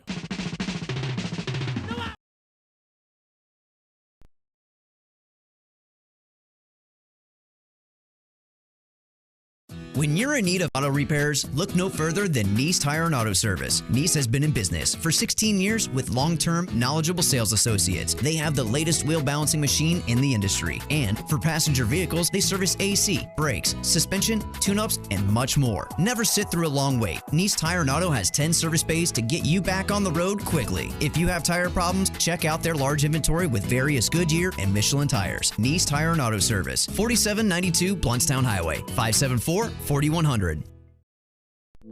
You put your mower through a lot. All that back and forth can add up to thousands of miles. That's like mowing cross country. Gravely commercial mowers are built for all-day performance, helping you get the job done mile after mile. Gravely, built to mow the distance. Get your Gravely motor only at TNT Supercenter, your one-stop shop for work or play. 14585 Highway 19 South, Thomasville, Georgia. TNTSupercenter.com. I'm talking tough, like a state of mind. Tough, like a soldier on the front line. Tough when it gets rough, like my Ford truck. Always enough. I'm talking tough. Franklin Spring Creek Ford, the place to find your next truck in southern Georgia. Hey y'all, we're Chris and Preston from Low Cash. Head to Franklin, Spring Creek Ford and see them about all of your vehicle needs. Come join me for lunch. We have over 20 lunch specials for just $7.50, and that includes a drink. I'm Courtney. Visit me on Monday nights when we have 2-for-1 wells, calls, and domestic drafts all night. Don't miss out on the girls of the fourth quarter. Pick your favorite night and stop in. Say hi to the girls at 2033 North Monroe Street, the fourth quarter bar and grill, Tallahassee's favorite hangout.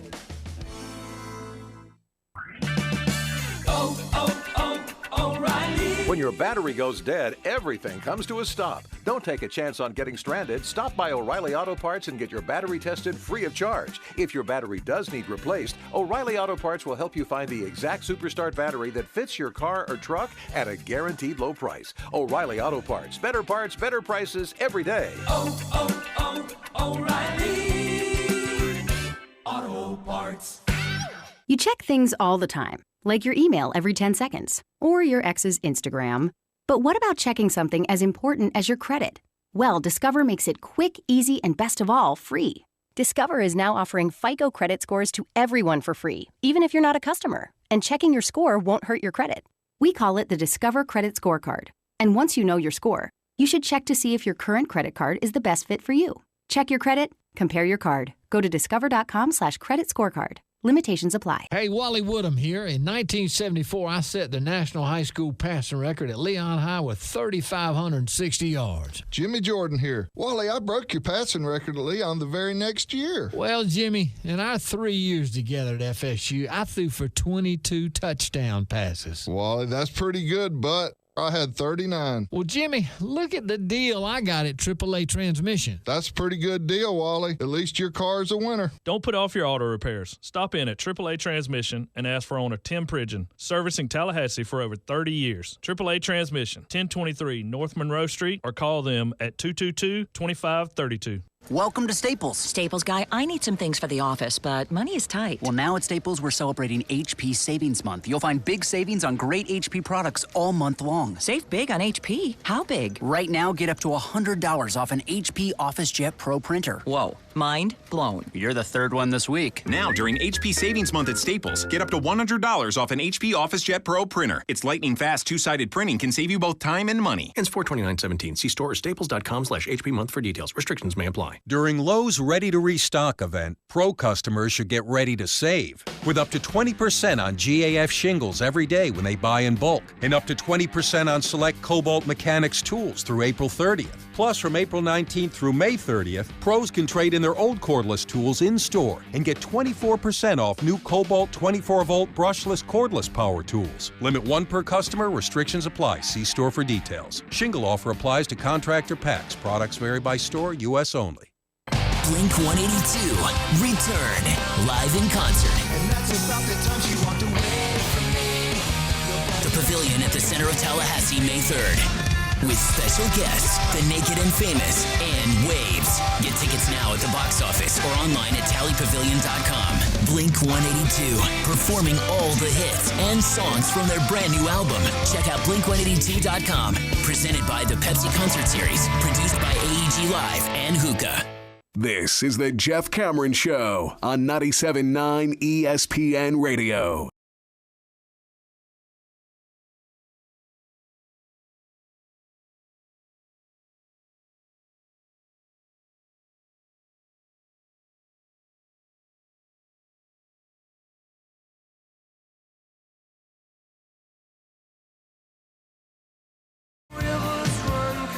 Jeff Cameron Show, 97.9 ESPN Radio.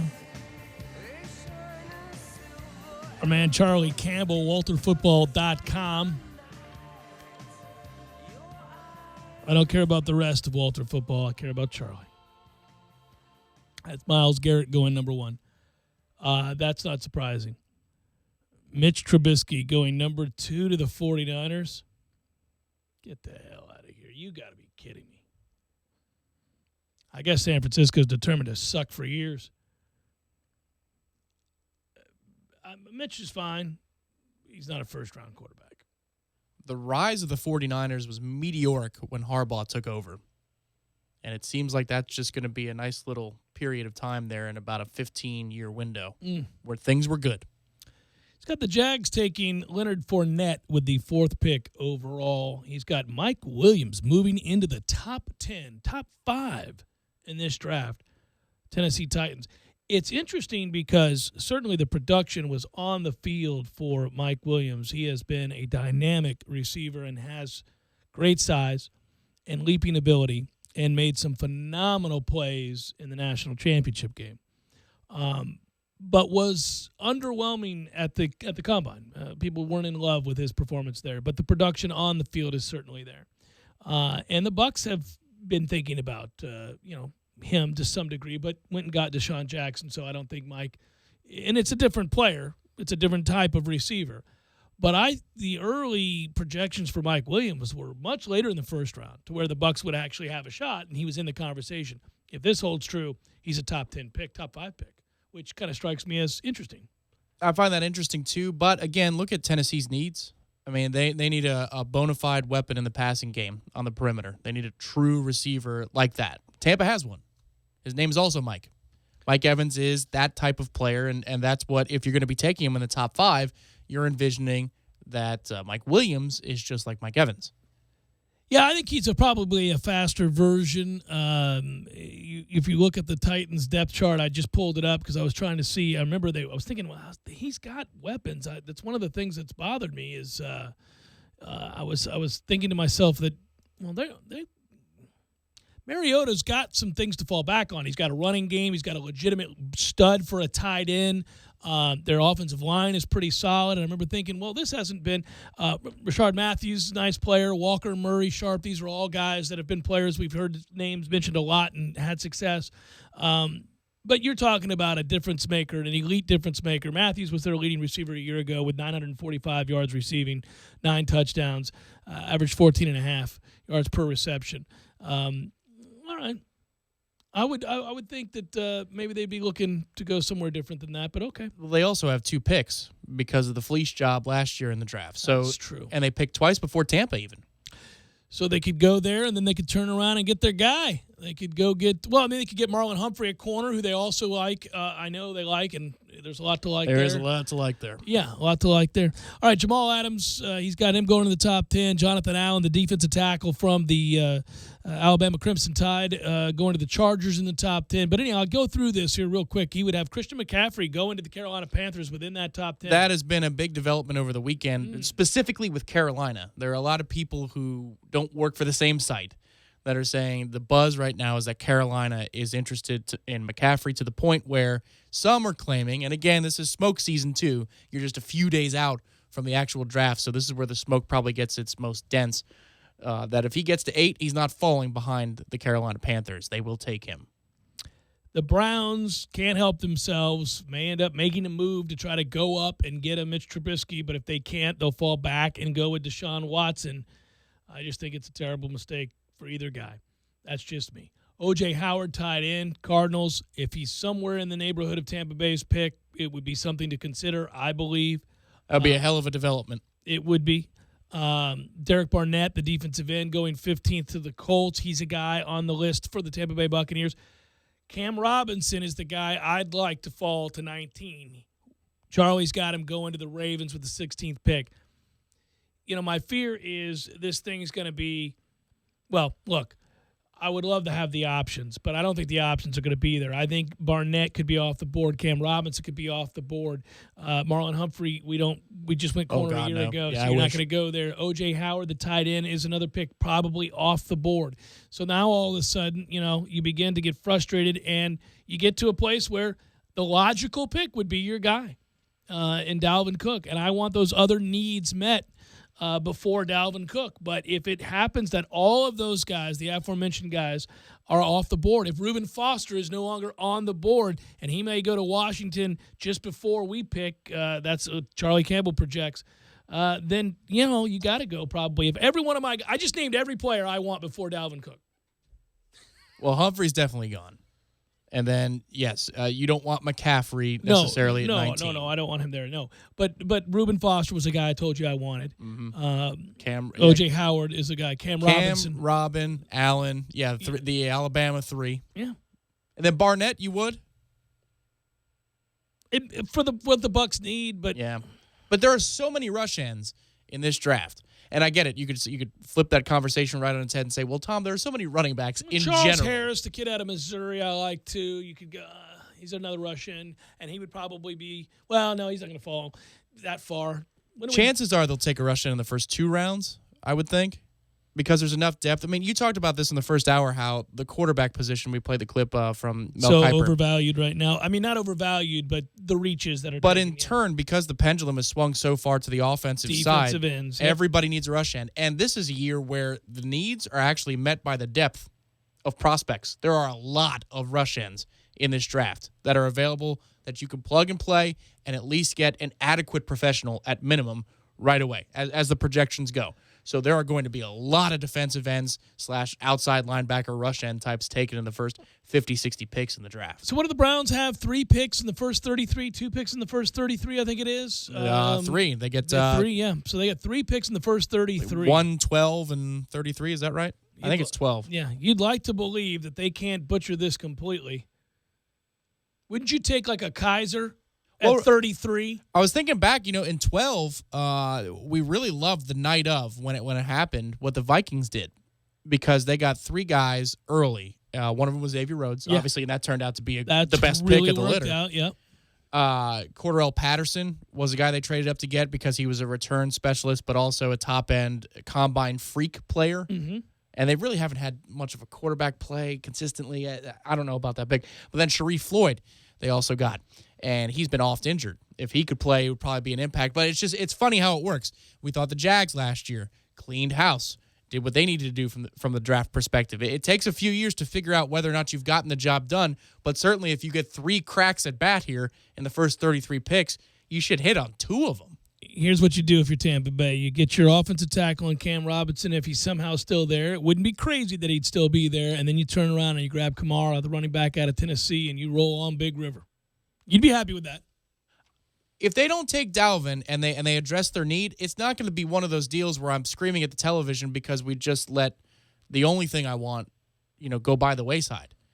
There are a lot of ways you can go in this draft. There's enough talent at running back that you can go mid to late rounds with Marlon Mack. And then, obviously, tons of rush ends. There are some corners there, too. They like the kid, apparently, out of USC, the Adoree Jackson. Maybe he's a second-round pick. But they love the receiver out of Penn State. So if you don't go receiver early on, but yet you still want to get another weapon for Jameis, they love that kid. So, I mean, there's a number of ways that you can go and get it right if you're a Buccaneers fan here and you're enjoying the draft. What if the Jags fans are going to be real happy with Leonard Fournette? Almost everybody has him going to the Jags. Well, I shouldn't say almost everybody. There's 150 mock drafts. I think they have to be, right? Because that totally fits the Tom Coughlin type attitude that they're trying to build there. I mean, if a player in this draft embodies that more, I don't know who it is. I also think he's going to be great. You do? You think he's going to be transcendent? Oh, I think he's going to be great. I mean, it's hard to project transcendence anymore at running back because teams don't feature guys 28 to 35 carries, 30 carries a game. Back in the day, it was commonplace to see somebody get 22 to 28 carries and be able to carry their team throughout seasons. I mean, Emmitt Smith did that in Dallas all the time. But, this is what you would see. I mean, going way back, you had feature backs. Eric Dickerson was a feature back. You watched him, just wear people out. And you've seen, obviously, there were the era of the big back, Riggins and guys like that. And obviously, I used to talk about the Nigerian Nightmare all the time in Kansas City.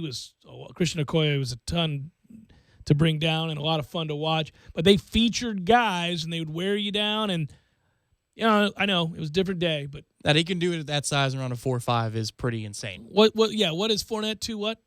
Got to be 225, 230. I think he might even be a little bit bigger. Yeah, I'm pulling up his profile right now. Yeah, he's insane. Well, the funny thing was, I said last week, it's kind of like Jeremy Hill as a prospect, but not really. Jeremy Hill ran in the 4.6s. He didn't run in the 4.5s like Leonard did. No, Leonard is a freak. And I think, he got dinged. They didn't have anything else. Think about quarterback play at LSU. You could load up to stop that kid, and that was that. And if you load 240. up 240 running 4.5. Good on you. Now, my God, if you've got any kind of balance, ain't nobody want to meet that in the hole right there. That dude. That works. Yes, I want him. If he's at 19, I'll go that route. But I love the college career of Dalvin Cook. I thought he was Boy, though, that I know you're not saying what it sounds like you're saying. I'm not at all. You're not saying that he's a great college player who has no chance in the pros. No, that's just what it sounded like for a moment. And the rights, listen. But I felt my defenses rise. No. I love Dalvin. I loved in college when we would compare the two guys. We saw the production from Dalvin. He was amazing. The NFL game. It's got to mow that field even down a little bit.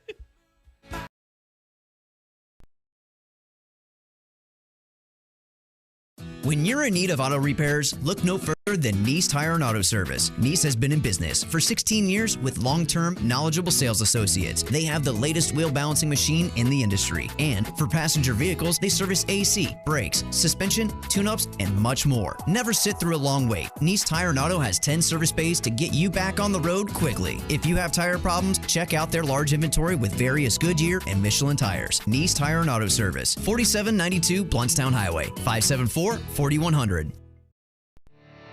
You can tell a lot about a tractor by its warranty. That's why Mahindra makes the toughest tractors on earth. With steel, not plastic. Backed by the industry's best limited powertrain warranty, period. Not 5 years, not 6 years, but a full 7 years on select models. No wonder the other guys are green with envy. No money down, 0% interest, and no payments until July. Available at TNT Supercenter. I'm talking tough, like a state of mind. Tough, like a soldier on the front line. Tough when it gets rough, like my Ford truck. Always enough, I'm talking tough. Franklin Spring Creek Ford, the place to find your next truck in southern Georgia. I'm talking Hey y'all, we're Chris and Preston from Low Cash. Head to Franklin Spring Creek Ford and see them about all of your vehicle needs. Going on at Creek Entertainment Gretna, I-10, exit 174, Gretna, Florida. His three-pointer, bang! Tie game! The playoffs are here. The Corner Pocket is your home all spring long for all the heart-pounding moments in the Stanley Cup and NBA playoffs. Oh, what a shot with 0.6 of a second remaining! The Corner Pocket on Appalachian Parkway next to Earth Fair is your headquarters for FSU and Major League Baseball. Trivia Tuesdays, Beer Bingo Thursdays, and of course, all the moments you'll never forget. For the championship! The Corner Pocket Bar and Grill, 2475 Appalachian Parkway. Tallahassee loves the Corner Pocket. Have you ever noticed when you report an accident or a claim to an insurance company, they are very eager to get you to one of their approved body shops. They say that they guarantee the shops work, but what they're really saying is the shop works for them, not the customer. So choose a shop that is working for and looking out for you, someone you trust. It's your choice. Lisa's Paint and Body. License number MP46050. The City of Tallahassee Utilities reminds you that it'll be summertime before you know it, and summer's when we all benefit from positive environmental practices, like saving energy, water, and money. Because after all, it's all connected. When your home is energy efficient, you save money on your utility bill, but you also help the environment, because using less energy saves precious natural resources. Here are a few simple tips. Easy things you can do to use less energy. In the summertime, set your AC thermostat to 78 degrees, and even a little higher when you're away from home. You'll be amazed at the money you'll save. Close shades, drapes, and blinds during the day. It keeps the house a lot cooler. Choose the proper AC fan setting. Put it on auto, not on. Auto saves energy, on runs continuously, and that runs into money. And while you're at it, schedule a free energy audit with the City of Tallahassee Utilities to identify low-cost and no-cost ways to make your home more energy efficient. You'll save energy, water, and money, and you'll help the environment too, because after all, it's all connected. A message from the #1 public utility in America. Learn more at talgov.com/YOU. There's a new 7-year tractor warranty in town. Now, only Mahindra tractors have the industry's best 7-year limited powertrain warranty. That's right, not 5 years, not 6, but a full 7 years. Only on the world's #1 selling tractor, Mahindra. No money down, 0% interest, and no payments until July. Only at TNT Supercenter. Go see Clint and the friendly staff to get your next Mahindra tractor. TNTSupercenter.com. Warranty on select models. See Mahindra warranty policy for details. Oh, God. Look at that. Is that guy... He's dead. That dude's dead. Man, that's crazy, That's man. why you don't do that. I don't know about you. I'm not on a motorcycle. That's not my thing. That or I've seen these jet ski guys do flips over each other. This extreme sports stuff is brutal. Dude, I was in a motorcycle accident when I was 16, man. I cut my foot off. Whoa. You cut your foot off? You got a club foot? Is that a wooden foot? No, Did you kick a 63-yard field goal? I can still dance. The doctors put it back on, man. It was pretty quick, but I hit a mailbox. You're not kidding. No, you cut your foot off on a mailbox. On a mailbox. Did you feel it? No. I knew it. I told everybody with severe injuries, you don't ever feel it. Like a shark bites a guy's leg off, he never feels it. Didn't feel it at all. Seriously, you cut your foot off? Yeah, I seriously cut my foot off. Which foot? My right foot. Like halfway down? All the way halfway. Up, at the ankle? At halfway. Look. Holy. Gordo's, bringing the flavor and flair of Cuban food to Tallahassee since 1996. Live from the Dale Earnhardt Jr. Buick GMC Cadillac Studios in the capital city of Tallahassee, this is the Jeff Cameron Show on 97.9 ESPN Radio. Man Cave Monday, brought to you by Experamac of Tallahassee. Experamac, Tallahassee's trusted tech source for Apple. Stopping at 346 South Magnolia Drive or call at 765-2012 today.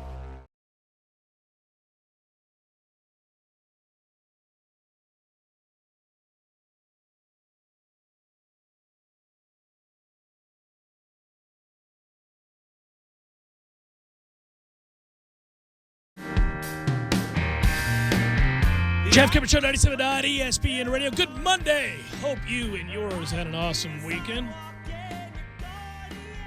Man, I know I'm getting old. I was driving down the road when the rain hit yesterday, and I went, boy, this is good. We could really use the rain. And then I thought, Jesus Christ.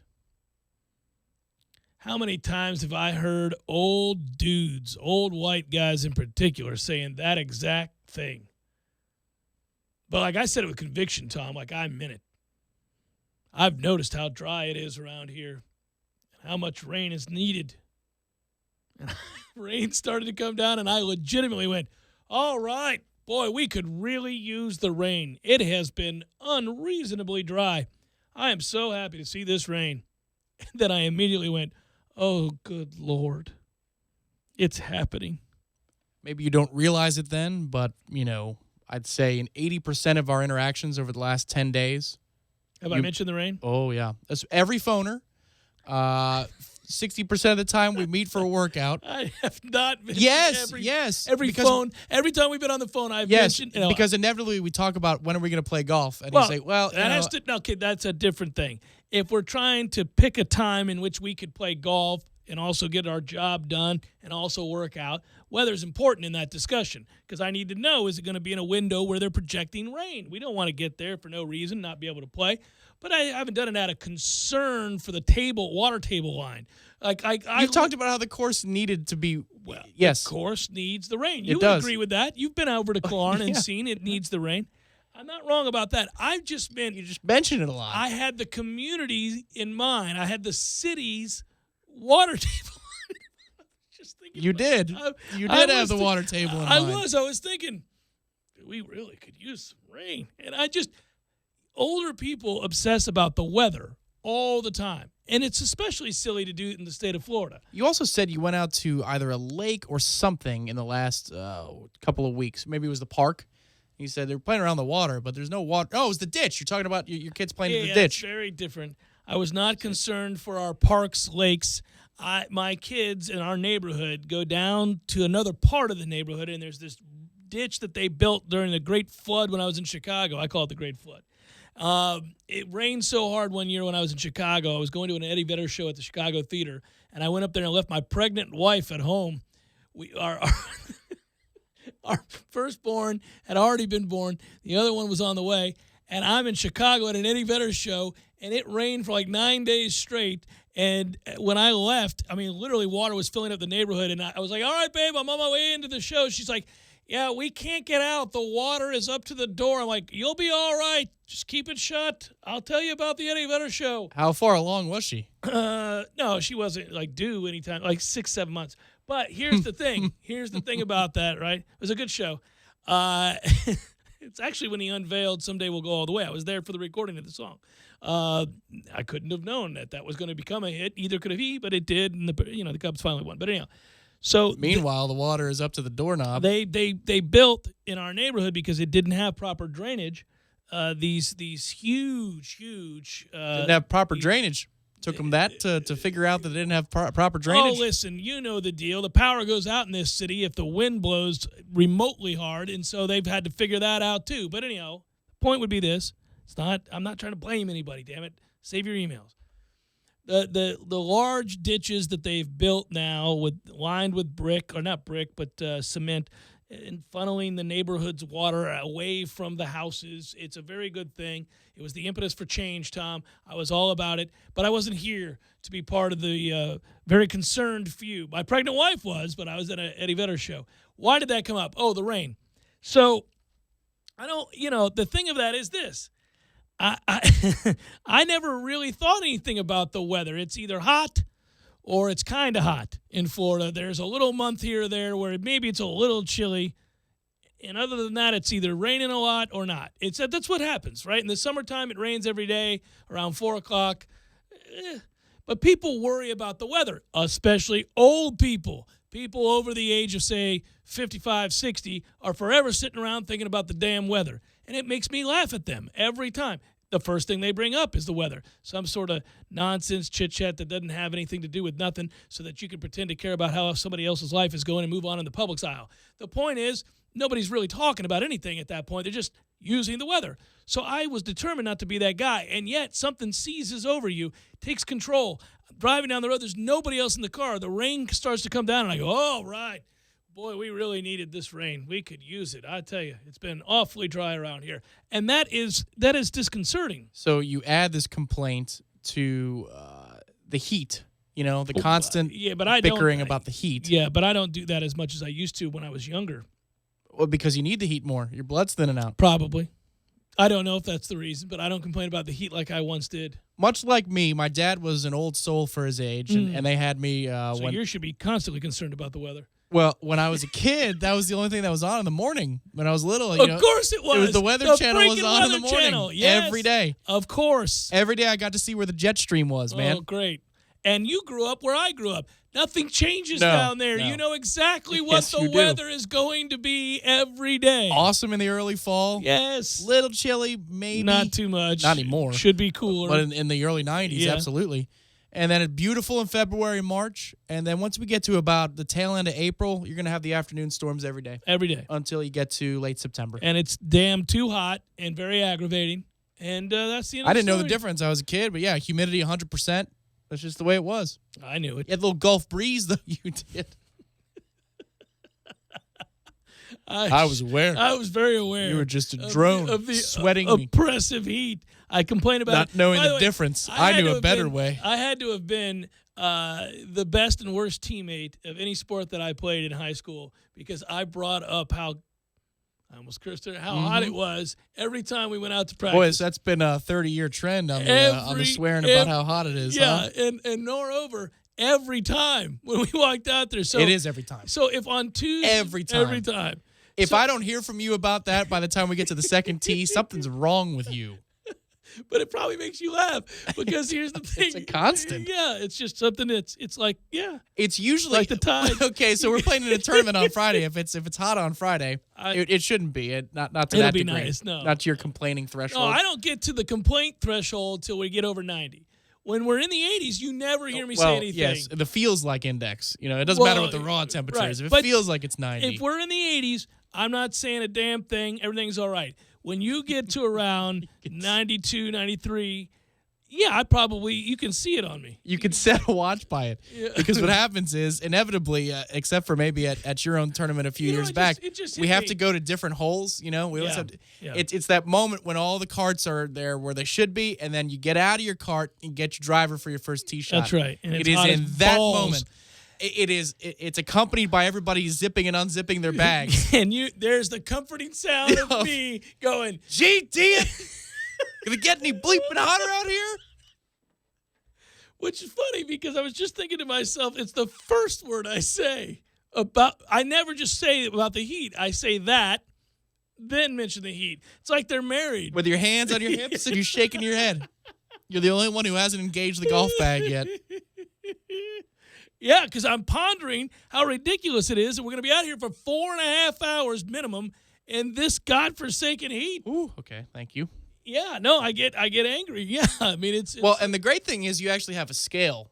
You have a scale in the way you deliver those two words before how hot it is.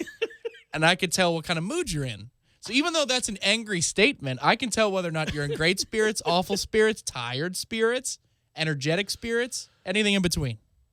If I'm in tired spirits, it's usually a sigh, not even like it's actually very pitiful. Yeah. Oh, my man is not doing well. He's not feeling it out here today. Somebody get him a bloody. This is I've become so predictable. That's well, as predictable as the summer heat. Yes. Yes. You're coming along for the ride. That's how it works. But then I let it go, and it's okay. We have a good, enjoyable round. I got to get it out. I got to let it go.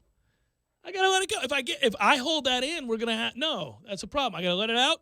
Now we're all right. All right. Now maybe I may revisit it. You do around the 13th or 14th hole, or whenever we make the turn. Depending upon where we start. Yeah. Because then you get to go inside and use the restroom or whatever. Right, it's nice and cool. And then you come back out. Well, sure. While we're at it, while we're piling on, I have to use the restroom because it's been 15 minutes. So of course I gotta go pee. I see how it is. Oh sure, pile on. Well, that applies to everybody who's at a golf tournament because it's either 15 minutes for the old dudes or it's 3 beverages for the younger, the active crew. It's Jeff Cameron Show 97.9 ESPN Radio.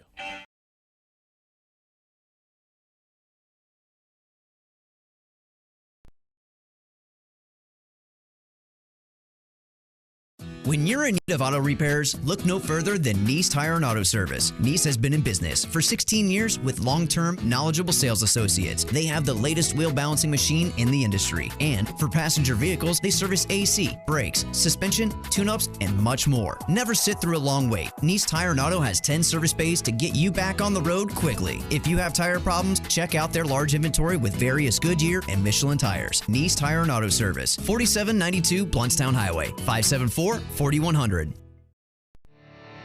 can tell a lot about a tractor by its warranty.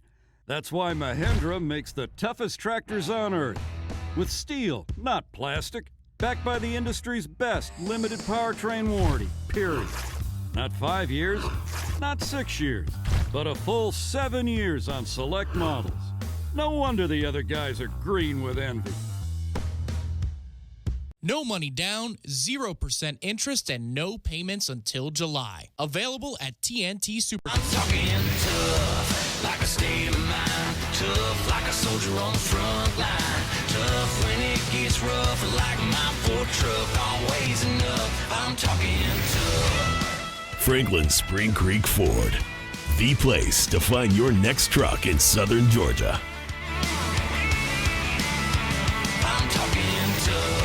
Hey y'all, we're Chris and Preston from Low Cash. Head to Franklin Spring Creek Ford and see them about all of your vehicle needs. Quarter, pick your favorite night and stop in. Say hi to the girls at 2033 North Monroe Street, the Fourth Quarter Bar and Grill, Tallahassee's favorite hangout.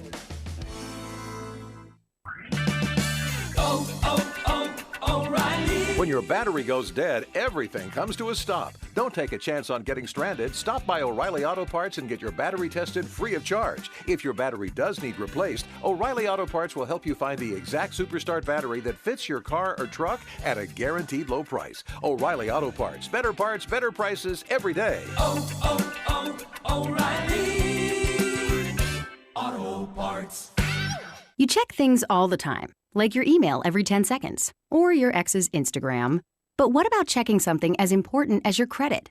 Well, Discover makes it quick, easy, and best of all, free. Discover is now offering FICO credit scores to everyone for free, even if you're not a customer. And checking your score won't hurt your credit.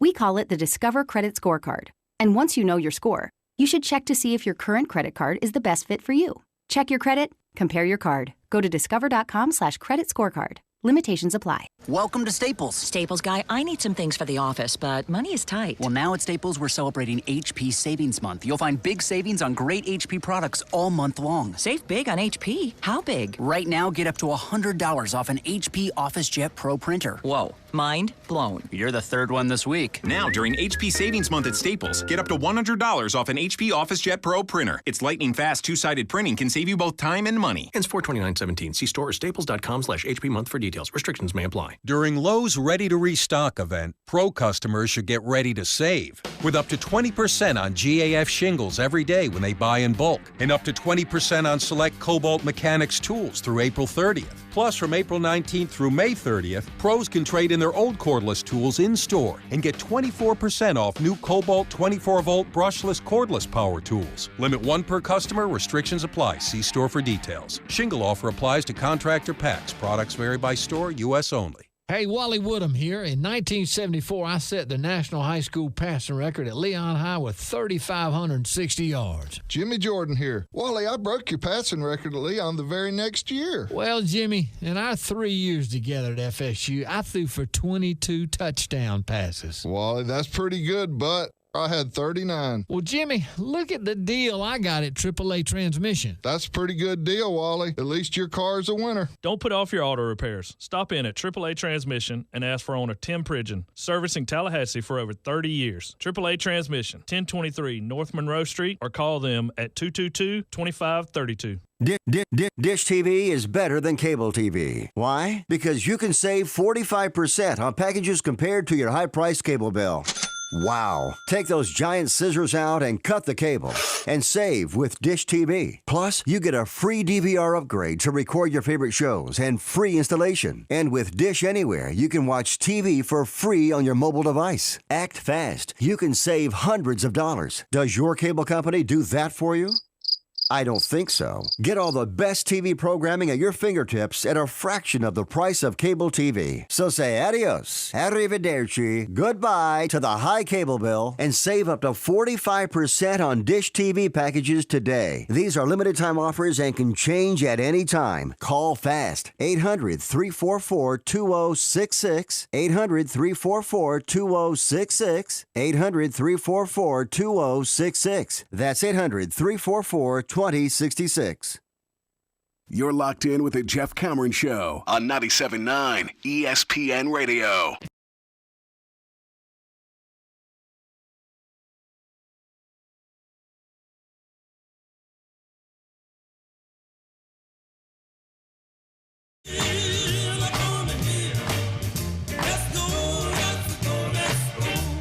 I just noted that I can see in our YouTube feed, go to YouTube, type in ESPN Tallahassee, and you can watch us perform the show. If you were watching last segment, that was particularly fun. I was the butt of the joke. But you could, but it was okay. I could see the giant sangria next to the Gordo's cup. And it makes me laugh. It's a great camera shot. The large pan, there we are, and then big ass thing of sangria. There's a big sangria. Like, all right. Somebody nice got it for me. Oh, I wasn't seeking credit. I did get it for you, but it was nothing really. I mean, literally not much at all. But sure, I know how much those go for, but it was a great gesture. Yeah, I want you to. Have you ever had it? Not that particular brand. Well, that's what I'm curious about. I've had the bottled brands before. Have you? Not as bad. Not as bad as you'd think. I would have thought maybe not good, but I didn't know. Put some rocks in a glass, and there you go. Give it a shot. I mean, it's nothing like the kind you get at Gordo's. No. But I just, I'm not a sangria guy, so I don't know. So when you gave that to me today, and people can note if they look at the YouTube stream that it's unopened. No, but good, yeah, I figured that would be the perfect place to put it for today's broadcast, is right next to the Gordo's cup, where your renewed love for the beverage of discussion occurred, and I've seen some interesting moments where you were overwhelmed by somebody's aggressive nature in making those. Now, you didn't do anything bad. You didn't do anything wrong. No, I'm saying you had to chill out. You had to sit there for long times. And I thought, okay, Tom, well, it caught up to you. No, well, it was a legitimate gripe that I had in that particular circumstance. It was a gripe? Oh, well, I mean, it was made stronger than it typically is made. It was made with perhaps ingredients that... I wanted us to get to a place where you could say, I was overserved. But and in this case... and no harm, no foul. I mean, I'd rather say whoa than giddy up, like Jimbo Fisher. But I had no idea. There's a certain tolerance I have for that particular beverage. Right. And so I was hitting my benchmark for that particular amount of time. Where you're normally just fine. You're like, okay, I've had two of these. I'm going to stop, and now I'm done. Yeah. Butt face drunk. Yeah. Yeah. Now that would be a story. Oh my gosh, I've been duped. This is terrible. This ain't great. Never again, I promise.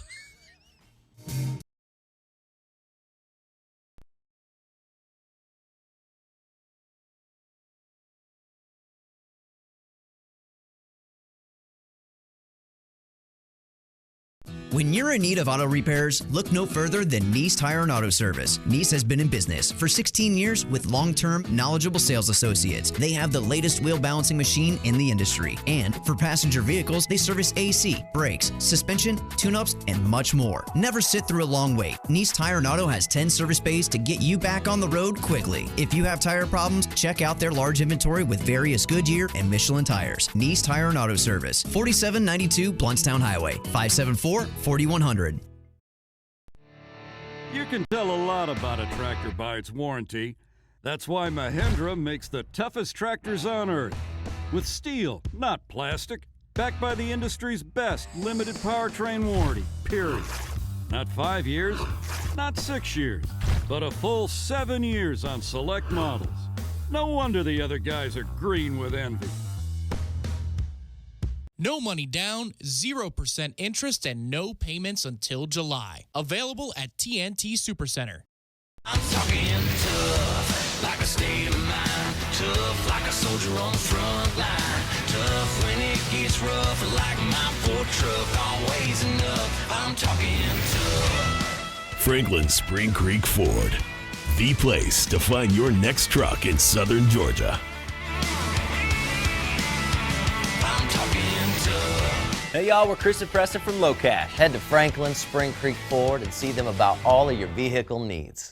MSRP. And all 2017 Sentras are $3,000 off MSRP. Notice I said all Altimas are $5,000 off, all Rogues are $4,000 off, and all Sentras are $3,000 off. Not some, not up to, all. And as always, all Craft Nissans come with our exclusive lifetime warranty at no extra cost. Plus, register to win one of 5 pairs of VIP tickets to meet Blake Shelton backstage at the Doak After Dark Stadium concert next Saturday, April 29th. To enter, simply stop by Craft Nissan this Friday, Saturday, or Monday. Craft Nissan on Mahan Drive between Academy Sports and Costco. No purchase necessary, and you do not have to be present to win. Attention all authors. Page Publishing is looking for authors. Have you written a book and want to get it published? Page Publishing will get your book into bookstores and for sale online at Amazon, Apple iTunes, and other outlets. They handle all aspects of the publishing process for you. Printing, cover art, publicity, copyright, and editing. Call 800-501-3689 now for your free author submission kit. That's 800-501-3689 for your free author submission kit.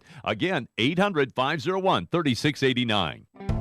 The Home Depot has a ceiling fan that's easy to love and even easier to install. The Hampton Bay 52-inch Rockport LED ceiling fan, now just $74.97. It comes with 3 LED bulbs. It comes in 3 beautiful finishes. And its quick fit mounting system makes for a quick installation without getting in over your head. The Rockport ceiling fan, now just $74.97. Only at the Home Depot. More saving, more doing. U.S. only. His three-pointer, bang!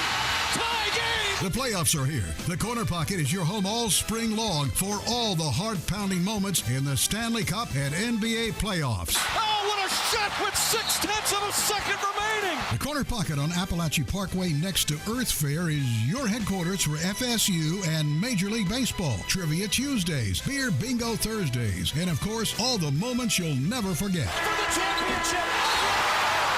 The Corner Pocket Bar and Grill, 2475 Appalachian Parkway.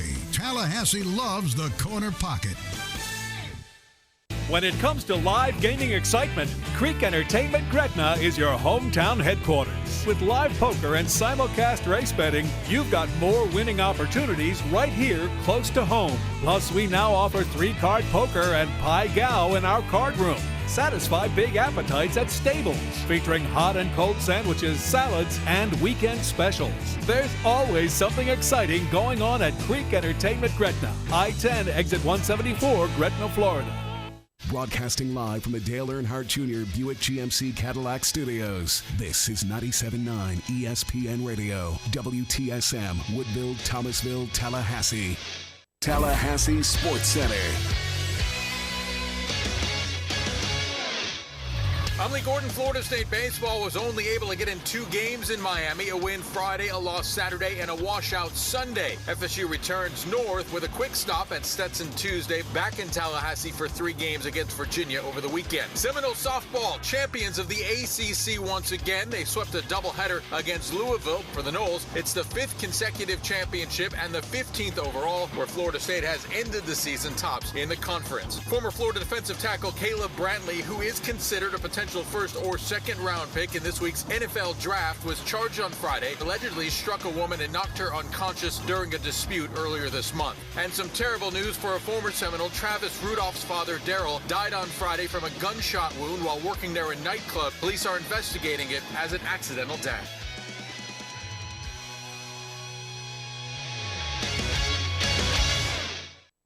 Live from the Dale Earnhardt Jr. Buick GMC Cadillac Studios in the capital city of Tallahassee, this is the Jeff Cameron Show on 97.9 ESPN Radio. Man Cave Monday, brought to you by Experamac of Tallahassee. Experamac, Tallahassee's trusted tech source for Apple. Stopping at 346 South Magnolia Drive or call at 765-2012 today.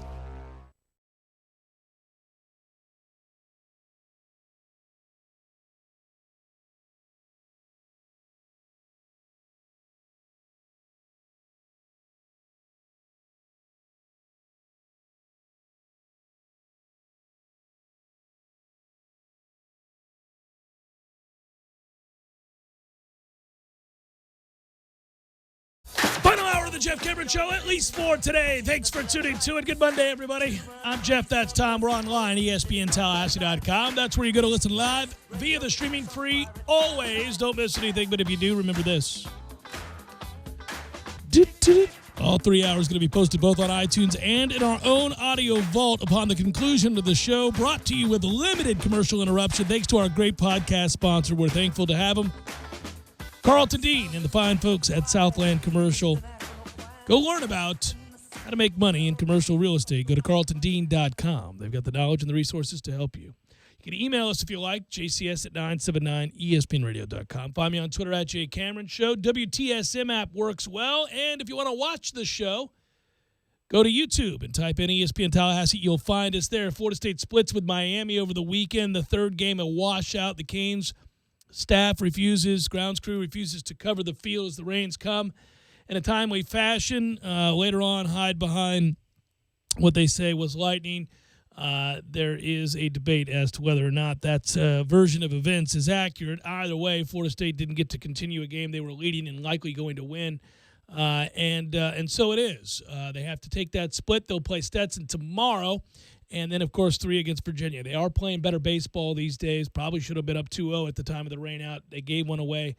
They still have those bonehead errors in the field. But hitting better, and I think that lineup continues to be a threat offensively. It'll be an interesting week. I said in the first hour, I'll say it again here. I think it'll be important to have a big week. In the 4 games they play, 3-1, would it still have you feeling really good about where they've been since really that come to Jesus moment where they had to look at the rest of the schedule and decide whether or not they could be a postseason team or not, which seemed like an absurdity to talk about, but something that was real. You could probably argue against it right now as being a legitimate talking point, but if you go 3-1 this week, then we're not talking about whether or not Florida State has to do work to make the postseason anymore, right? Right, yeah. I think they're in pretty good shape right now to make the postseason. Now they go 1-3. It goes I was back going to the other say, way. Conversely, now you go 1-3, then all of a sudden it's a discussion again, and you're right back where you started. But they've done enough work in the last couple of weekends and weeks, midweeks, to at least suggest that, okay, maybe we can pump the brakes on, are we good enough to make a regional? We're fine in that regard right now.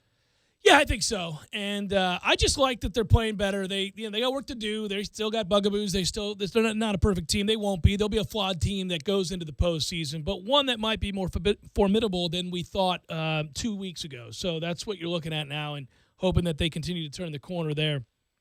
We looked at that team in a different light, I think, even just a week and a half ago. They've played better since that.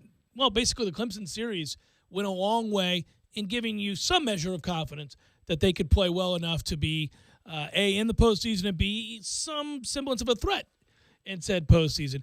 I thought it was interesting. I watched a little bit. I didn't watch a lot of the NBA playoff. First round, come on, let's just admit it. The first round is really difficult to watch, although we've got some things shaping up now that could be interesting. Memphis, San Antonio, all of a sudden is a series, That was an incredible game to watch. I really enjoyed that. You had stars going head-to-head, making play after play after play, back and forth. And I thought Memphis' effort in that game to not let the Kawhi Leonard show take over down the stretch. So often it's almost force of will with superstar players when they begin hitting improbable shot after improbable shot and taking over games and countering any move that you make. You feel like those types of teams are going to wilt to that star power. And it didn't happen. Connolly and the rest of that group stepped up, made plays. Fun game to watch. Fun series to watch. Now, there are a few of those, obviously. You knew that Indiana would get swept. They did. LeBron is freakishly good. Crazy, though, that it was 16 total points was the margin for the 4 games combined. Crazy that Cleveland gave up over 100 points in every one of their wins. Mm-hmm. But when you got the best player in the world. Yeah, you can do that and survive. But, Kawhi Leonard's stock is rising quite rapidly as to what he's capable of, because there's not a shot he can't make. It's just he doesn't have the casual fan's ear the way that's when LeBron runs you down and blocks it from behind, his signature rejection. That finds its way on regular variety shows. It makes its way on morning magazine-type shows that focus nothing on sports. Kawhi Leonard doesn't do that just yet. But watching him and the idea that we're going to be able to watch somebody like that for the next 5 to 7 years, he's quietly one of the better players in the game, but they're mired in a real fight in San Antonio. He, first of all, does an incredible job of playing great defense, and that doesn't get talked about enough. But your all-time transcendent superstar players, whether that be a Jordan or any of the others that you want to name, certainly in the case of LeBron, and these days I think that's how we talk about him, those two, they defend. Kobe could defend. When those guys want to lock you down and decide the time is nigh, they were elite defenders. We talk so much about guys that can score, and a lot of guys can, and it is a needed skill. And when you have to have a basket, it's a damn good thing to have a guy that can do that for you. But the guy that does that and puts folks on lockdown when the game is on the line rise to another level. And watching LeBron in these playoffs already, and again, year in and year out, we see it with him, but also watching Kawhi Leonard, as you just mentioned, man. He's a lot of fun, too, because it's this steely-eyed, quiet sort of. Yep. It's a different type of persona. And, I was always raised as like the stoic way is the way to be. If you're good at something or, you just take care of your business and you go home. I understand how boring, cliche, and perhaps stereotypical that might sound, but that's just kind of the way I was. I watch the sport now. I kind of like more personalities, especially covering sports. Sure. You'd rather somebody be something more akin to a Noonie Murray, where you can get something out of them and you learn a little something about who they are. They're more fun. They're just more fun, period. You get to see the enjoyment on their face is probably the best way of putting it. But watching Kawhi is like a stone-cold killer, man. Yeah, ruthless. He Not is boring. ruthless. Not boring, though. Just But sort of measured. It isn't boring, but if he scores 7 straight, let alone 17, but if he scores 7 straight, you kind of don't notice. If LeBron scores 7 straight or Curry scores 7 straight, you tend to notice those things right away. There was something, and I want to get to something else here in a second. There was a steal in transition that started the break, I should say. LeBron and a steal and an open court dunk that he had in this series against Indiana, and I think it was Game 3. That just reminded me of what a freight train he is. It's sort of this, because we make fun of Hubie Brooks and guys like that who have talked about him being 300. He's bigger every time. Yeah. That play in the open floor when he is coming at full speed and with those handles at that size and he is getting ready to launch, I thought, it's so easy because we say it all the time about you got to take a charge there. Man, get the hell out of here with taking a charge with that guy. We have a clip of Hubie Brown watching LeBron James play basketball. Punches. Let me tell you. Oh, yeah. Oh, yeah. Let me tell you. Oh, yeah. That's one of my favorites. Good old Hubie. 113-109, the Thunder lose to the Rockets. They are down 3-1. In that game, Westbrook, 35-14 /line, very, very good. Afterwards, there are questions about when he's not in the lineup, how his team plays, the differential plus-minus with and without Westbrook on the floor. And through, in 39 minutes, with Westbrook, the Thunder were plus but just 9 minutes without him, they were minus 18. So they were plus 14, minus 18. He's on the floor, plus 14, off the floor, minus 18. And that led a reporter after the game, as Westbrook sat next to Steven Adams, grown-ass man, big as he may be, imposing even, why it is, what they think about the fact that when he leaves the floor, the team, a different team, yes, but decidedly so. And whether or not something could change, something had to change for them to come back in the series. Westbrook saw this as derisive, and he thought it as a way to divide the team and a question that would do just that. And he basically didn't allow Steven Adams to answer the question, saying, we're not going to let anybody divide us, and I'm paraphrasing here. And it got kind of comical because the reporter rightfully followed it up and said, well, I understand that you're not going to let anybody divide you, but I think it's a fair question. That when you're on the floor, you guys are plus whatever for the series. When you're off the floor, you're minus this. Can anything change? I wanted Steven to answer why he thinks that is and what could change. And Westbrook insisted that he not answer. And all I could think about was, while Westbrook, certainly we look at usage rates, we look at all these things, is the guy that has decided to take the team throughout the entirety of a season and now in the postseason onto his shoulders. And that if you're going to do that, you're going to be the spokesman for a team, right? You're going to be the guy. If Jimbo Fisher is not going to let assistant coaches talk, he has to then be there to answer questions about segments of his team that he doesn't coach and segments of his team that may be lacking, and understand that those questions are coming because we can't ask the defensive coordinator. We can't ask the assistants. We got to ask you. And you then have to answer that question as the lone spokesman for the team. But it's embarrassing when a grown-ass man is sitting next to you of some stature and is directly asked a question, and you put your hand in front of him to answer it and double down and triple down on not allowing him to speak. I was mortified for Steven Adams. People are mad at Westbrook for not allowing for, well, first of all, the answer's kind of nonsensical, but secondly, not allowing a legitimate question to be asked. And it is a legitimate question, but if you're Steven Adams, don't you say, I know I'm supposed to defer to this guy, but within reason, I'm a grown-up. I can answer the question. Good Lord. Russell, we defer to you enough on the court, but I'm sitting every at the dais second of here. every game. I can answer the question, my man. My guess, though, is it's a tactic he learned because wasn't there a similar circumstance when Mark Cuban made comments about what Russell Westbrook is or is not, and then Kevin Durant, while still on the Thunder, right, kind of did the exact same thing. He said, yeah. It was like the stopping short thing in the car. You just put your hand over, and he said, listen, this guy is an elite basketball player. He's one of the best. I'll bet you it's Russell drawing back on that uncomfortable moment. Here's the thing. And then, even though it's not the same thing, I got you. I know it's not the same thing. But also, I would say this. I mean, I don't know Steven Adams at all. So I don't know if he's brilliant, dumb as a rock, or something in between. No idea. But I would think, what an easy out. If a guy's going to ask you why the team is so much less effective when Russell Westbrook is off the floor than when he's on it, well, the answer is self-evident. He's really freaking good, as an MVP caliber good, one of the best players in all of basketball. When he's not on the floor, we're not nearly as good. We don't generate nearly as many good looks because of what he can do when he penetrates and kicks. We don't play with the same intensity. Anything you want to say about why your plus-minus differential is so overwhelmingly negative when he's off the floor, is an easy answer, and you don't even have to disparage anybody or sound like you're derisive in your retort. It's a chance for you to praise the superstar. And if you want to take a shot, you can simply answer. So I'm sorry, you're asking me if there's a problem or a drop in production when Russell Westbrook comes off the floor? Right. You could. Well, I think the reason is because Russell Westbrook comes off the floor. I think that's why there's a drop in production. A perfect moment. All you have to say is, I'm gonna go ahead and read you back what you said to me.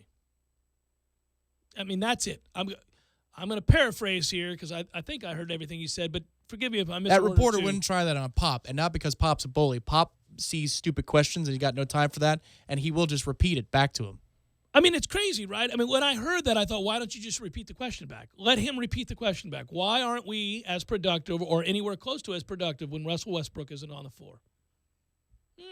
That's what you're asking me? Replace the question mark with a period. I mean, that's what you're trying to ask me? That's what we're doing here? My man. Or you could go over the top and go, well, that's because we suck. Is that what you're trying to say? Yeah, well, we suck. We're awful. All of us, me, if I could go back and grab every other teammate not named Russell, I'd let you know. Then if you're the reporter, you go, well, yeah. I mean. Yeah, but you knew that. It's not about what I know. Yeah. I mean, it doesn't make any sense. And in the interim, you can watch that video time and again. And, yeah, he's been knocked for it, and I think rightfully so, because there is a degree of that is fair, where you can ask what could be different. What can you do different? You're going to have to do something different when he steps off the floor than what you're currently doing, because what you're currently doing is getting your ass beat in the series. But sometimes there aren't answers. Sometimes, I mean, there's the answer that's self-evident. The best player steps off the floor, the team's not as good. But then there's this, what else can I do? What else can we do to combat this problem we have when Russell Westbrook has to take a breather? We don't have – you may have heard there was a guy on this team named Kevin Durant. We utilized him to great effectiveness, but he left us. He went and played with a team that has 17 good players, if you will. So we're going to have to kind of rebuild. But in the interim, that's what we got. And when he leaves the floor, we kind of suck. I don't know. I just thought it was odd that nobody thought just to repeat the question back to him. Westbrook instead saying, don't split us up. Don't try to split us up. Don't try and make this a Russell against the rest of the team. Russell is a Russell against Houston. I don't want to hear that. We're all in this together. We play as a team. That's it. Well, you don't really play as a team, Russell. You decided a while ago that that's not going to be the case, and that's okay because we see what you are when you decide to try to. It's your best chance to win. Right. You know, the game plan, the best chance to win is you got to do everything. You got to go off, yeah. You're the only player of I guess your that's caliber. arguable. I guess that's arguable because there have been some advanced metrics that show when he's more giving. Well, okay, the fourth quarter and what was that? 2 games ago, yeah. 2 games ago. Yes. That's an example of, might want to dial it back a little bit and you coast on home to a victory here. Yeah, he went nuts. Russell, you got us here. Right. Now let's coast together as a team.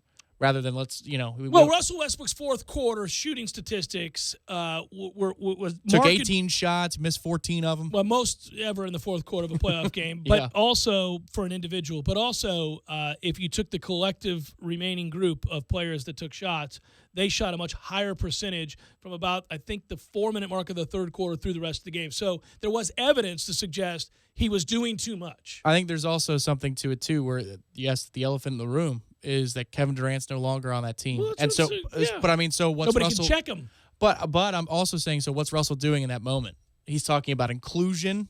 You know what I mean? It's kind of, he's looking back on the circumstance before, and he wants those guys to know, I'm not like him. So he's taking over that moment for a selfish. That's what he believes, though. Maybe, but he's playing incredibly selfish at times where it exceeds what's reasonable. But why are they seated where they are? Well, why they do they made have any opportunity at all? They made the playoffs because he's a one-man wrecking crew, and that's his 44th triple-double single-season record. The numbers are the numbers. There are times like that fourth quarter that we're talking about where it was absurd, where he's triple-teamed. He's falling out of bounds, beyond the baseline hoisting shots. And you're going, well, my man, they are NBA players. Your teammates are NBA players. I mean, if somebody's going to triple you, you'd like to believe somebody could knock down a 15-footer. You got to try to find them. I mean, if they can't, they can't, but it's still the best shot. It's the best shot. It's better than you falling out of bounds and 3 people on you. Yeah, it's the scenario that Paul George hated from game 1 in his series. Right, but we all knew it was the right Miles' thing. shot in that situation is square up, uncontested. He's got to make 18 feet. He misses it. Makes it, you win. Yeah, you live with the fact that sometimes, LeBron got killed for it early in Miami. They find Mike Miller wide open. He's a pretty good 3-point shooter. And if he missed, there was a game against Boston where he missed from the elbow extended for 3. They drew up a beautiful play out of bounds. It's perfect. And LeBron gets killed for not taking the last shot. Right. Now, listen, if you're one-on-one or you got a path to the basket and you're the guy, go be the guy. When they've decided that the rest of these guys can't play, they're going to triple you, you got to pass the ball. When you're in need of auto repairs, look no further than Nice Tire and Auto Service. Nice has been in business for 16 years with long-term, knowledgeable sales associates. They have the latest wheel balancing machine in the industry. And for passenger vehicles, they service AC, brakes, suspension, tune-ups, and much more. Never sit through a long wait. Nice Tire and Auto has 10 service bays to get you back on the road quickly. If you have tire problems, check out their large inventory with various Goodyear and Michelin tires. Nice Tire and Auto Service, 4792 Bluntstown Highway, 574-4100. You put your mower through a lot. All that back and forth can add up to thousands of miles. That's like mowing cross country. Gravely commercial mowers are built for all-day performance, helping you get the job done mile after mile. Gravely, built to mow the distance. Get your Gravely motor only at TNT Supercenter, your one-stop shop for work or play. 14585 Highway 19 South, Thomasville, Georgia. TNTSupercenter.com. I'm talking tough, like a state of mind. Tough, like a soldier on the front line. Tough when it gets rough, like my Ford truck, always enough. I'm talking tough. Franklin Spring Creek Ford, the place to find your next truck in southern Georgia. I'm talking tough. Hey y'all, we're Chris and Preston from Low Cash. Head to Franklin Spring Creek Ford and see them about all of your vehicle needs. All 2017 Altimas in stock. We have over 75 to choose from, $5,000 off MSRP. All 2017 Rogues in stock. We have over 90 to choose from, or $4,000 off MSRP. And all 2017 Sentras are $3,000 off MSRP. Notice I said all Altimas are $5,000 off, all Rogues are $4,000 off, and all Sentras are $3,000 off. Not some, not up to, all. And as always, all Kraft Nissans come with our exclusive lifetime warranty at no extra cost. Plus, register to win one of 5 pairs of VIP tickets to meet Blake Shelton backstage at the Doak After Dark Stadium concert next Saturday, April 29th. To enter, simply stop by Kraft Nissan this Friday, Saturday, or Monday. Kraft Nissan on Mahan Drive between Academy Sports and Costco. No purchase necessary, and you do not have to be present to win. Have you heard? Proactive Plus is faster and better than ever. Stay tuned for a 1,000,000 bottle giveaway, and you'll also receive free shipping. Do you have troubled skin? Acne? Well, we have great news. With Proactive Plus, your acne can heal, and you can help prevent new breakouts from happening. Don't miss this limited time offer. Give us a call, because we're going to let 1,000,000 people try Proactive Plus risk-free and get 2 free gifts, and also receive free shipping when you call right now. You heard it. This offer won't last long. So call Proactive Plus now, and you'll receive a 60-day risk-free trial of Proactive Plus, 2 free extras, and free shipping. This is our exclusive radio offer, never on TV. Get your risk-free 60-day trial of Proactive Plus with free shipping. That's right, free shipping. Don't wait. 800-489-1397. 800-489-1397. 800-489-1397. That's 800-489-1397. The City of Tallahassee Utilities reminds you that it'll be summertime before you know it, and summer's when we all benefit from positive environmental practices, like saving energy, water, and money. Because after all, it's all connected. When your home is energy efficient, you save money on your utility bill, but you also help the environment, because using less energy saves precious natural resources. Here are a few simple tips. Easy things you can do to use less energy. In the summertime, set your AC thermostat to 78 degrees, and even a little higher when you're away from home. You'll be amazed at the money you'll save. Close shades, drapes and blinds during the day, it keeps the house a lot cooler. Choose the proper AC fan setting. Put it on auto, not on. Auto saves energy, on runs continuously, and that runs into money. And while you're at it, schedule a free energy audit with the City of Tallahassee Utilities to identify low-cost and no-cost ways to make your home more energy efficient. You'll save energy, water, and money, and you'll help the environment too, because after all, it's all connected. A message from the #1 public utility in America. Learn more at talgov.com/YOU. Dale Earnhardt Jr. Buick GMC Cadillac is back at it, supporting the High School Scholar Athlete of the Month on 97.9 ESPN Radio. Listen every Wednesday to hear our monthly winners. Check them out at Dale Earnhardt Jr. Buick GMCCadillac.com. Wondering where you'll be watching the NFL Draft? Let me help. Wings, beer, and Hooters girls. Hooters is Draft Central all 3 days of the NFL Draft, starting Thursday, April 27th at 8 p.m. as you cheer on your favorite NFL team. Upgrade any draft beer to a Big Daddy for just $1. Happy hour, 4 to 6 p.m. Monday through Friday, along with half-price apps. Remember, no great story ever started over breadsticks. Hooters makes you happy. 2000 North Monroe Street, online at Hooters.com, or call them at 385-2004. This is the Jeff Cameron Show. Jeff Cameron Show on 97.9 ESPN Radio.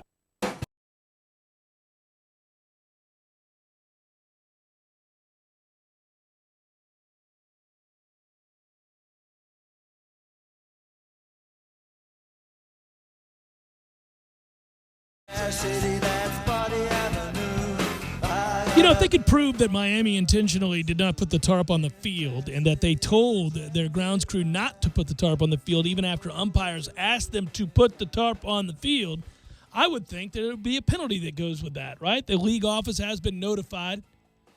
As soon as I say league office, you have to think of the phrase from Big Lebowski, but we can't repeat that one. I'm just saying they have been told that that kind of dubious behavior, decision, not only suspect, but it affects the integrity of the sport. One of the great subtle moments about the league office is when they make the phone call to the dude's answering machine, and then he goes and talks to the landlord out there for a good, 2 minutes? And he comes back, and then that same voicemail is just getting wrapped up. That's as the story goes, is it? That the umpires instructed the grounds crew initially. To grab what they needed and put the tarp over the infield. Right, and they weren't doing it. They were being implored to do it, certainly by Florida State, who offered to help because their retort was something along the lines of they didn't have the manpower. That's according to the baseball equipment people's Twitter feed. So take that for what it's worth. Yeah, that's out there. There's other stuff that's out there that and some things. I've done some checking around, but got to be very aggravating. I mean, it's frustrating. But but more than just speculation, I would think that there would be a penalty for that. I'll tell you what.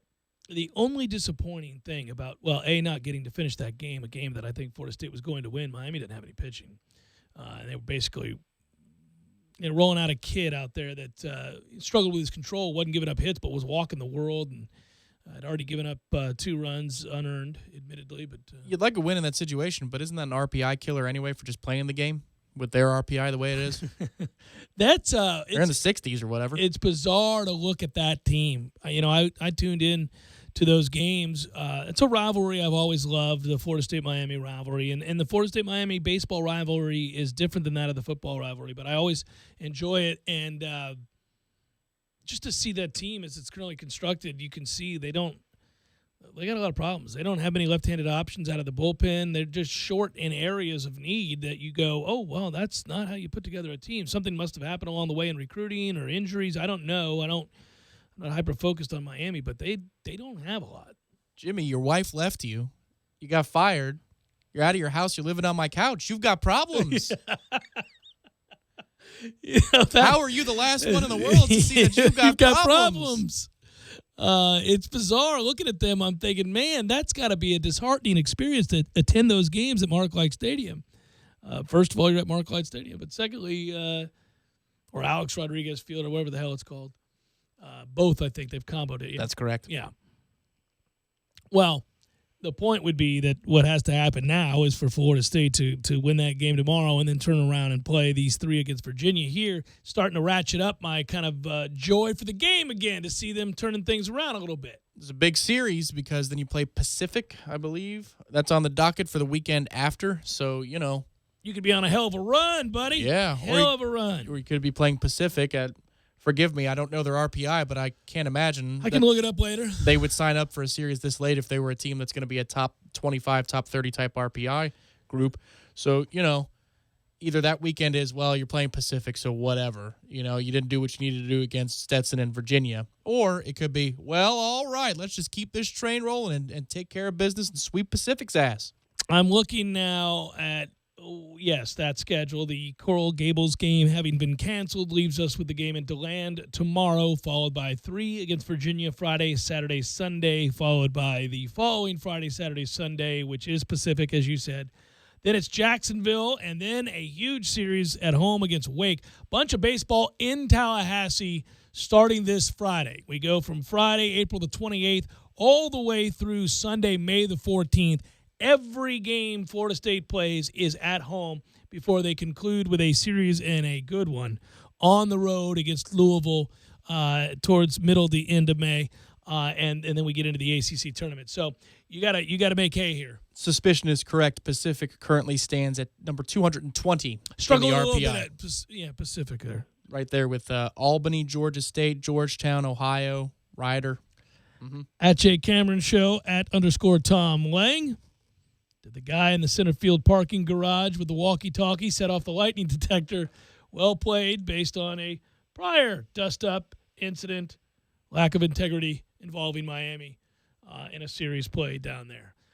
Yeah, I was more than you could sense that was going to happen. It's funny, and if you follow Eric Llewellyn's Twitter feed, you could tell he knew what was about to happen.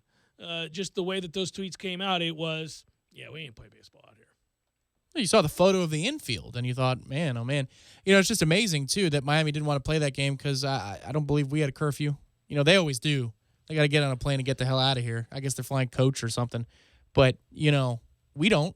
So we could have played, stuck around. Can't be playing in a swamp, but yes. Like the 2:30 curfew on Sundays? It should be noted we're 31st currently in the RPI, just behind Cal State Fullerton, and ahead of Mercer. Mercer's having a fine campaign. Rumor was yesterday that Mercer was going to be the team that we'd schedule a midweek with. I would have liked that. No, as in it's going to happen if this game was canceled, and it was. So I haven't heard about it actually being signed. But I'm in, buddy. That's actually a good game. Random Tuesday or Wednesday, yeah. Mercer's 35-7. Right, which would be an upgrade again. What sucks is though you would use your weekday staff. You know, you don't get to face them on the weekend because in Miami you're getting your Sunday guy and you're in the flow of the weekend. Yeah. But you're playing a one-off against Mercer potentially. Johnny Hull's staff going against a team like that, you know. By the way, so let's go through, because when we played North Carolina and got swept, which was really frustrating, remember we talked about some of the games you threw away in that situation, and with the opportunity. They're now 3 in the RPI. Number 2 in the RPI is Clemson, the team we did take the series from. That helps a lot. Huge. And then you go from there. You're trying to find, our remaining opponents on this list. Is it going to help you? Is it going to hurt you type stuff? And, again, Florida State is up to 31st. So, as I go further down on the list, you'll see that we've moved ahead of quite a few folks that just 2.5 weeks ago when I did this little exercise, I was embarrassed to say we were well behind. A lot of teams. It was disconcerting. We've moved ahead at least 8 of those that we were behind, just with the Clemson series win, and then backing it up with a win against Stetson, and then splitting down in Miami. So they're moving in the right direction, my friend. Big week, though. They'll get it. Late April. Usually this is when you start looking at the rotation and saying, all right. Now, how do we stack up in a weekend of regional play? How would we look for a best-of-3 super regional? I'm not doing that. We're not doing that. We're saying win these damn games by hook or crook. Well, Wake is 11th. So when that series happens here, Wake Forest is 11th. I was saying that last week. That might be for, placement in the Atlantic Division, the whole 9. Virginia is 13th. Okay. Huge opportunities, baby. Woo! Woo! Can feel it all the way down to my plums. It's going to be a good week. All right. Let's get it on. Got the draft. We've got 3 meaningful baseball games coming up at the Dick. We got a charity golf tournament that we need to win. Hashtag Fix the Dick. Jeff Cameron Show, 97.9 ESPN Radio.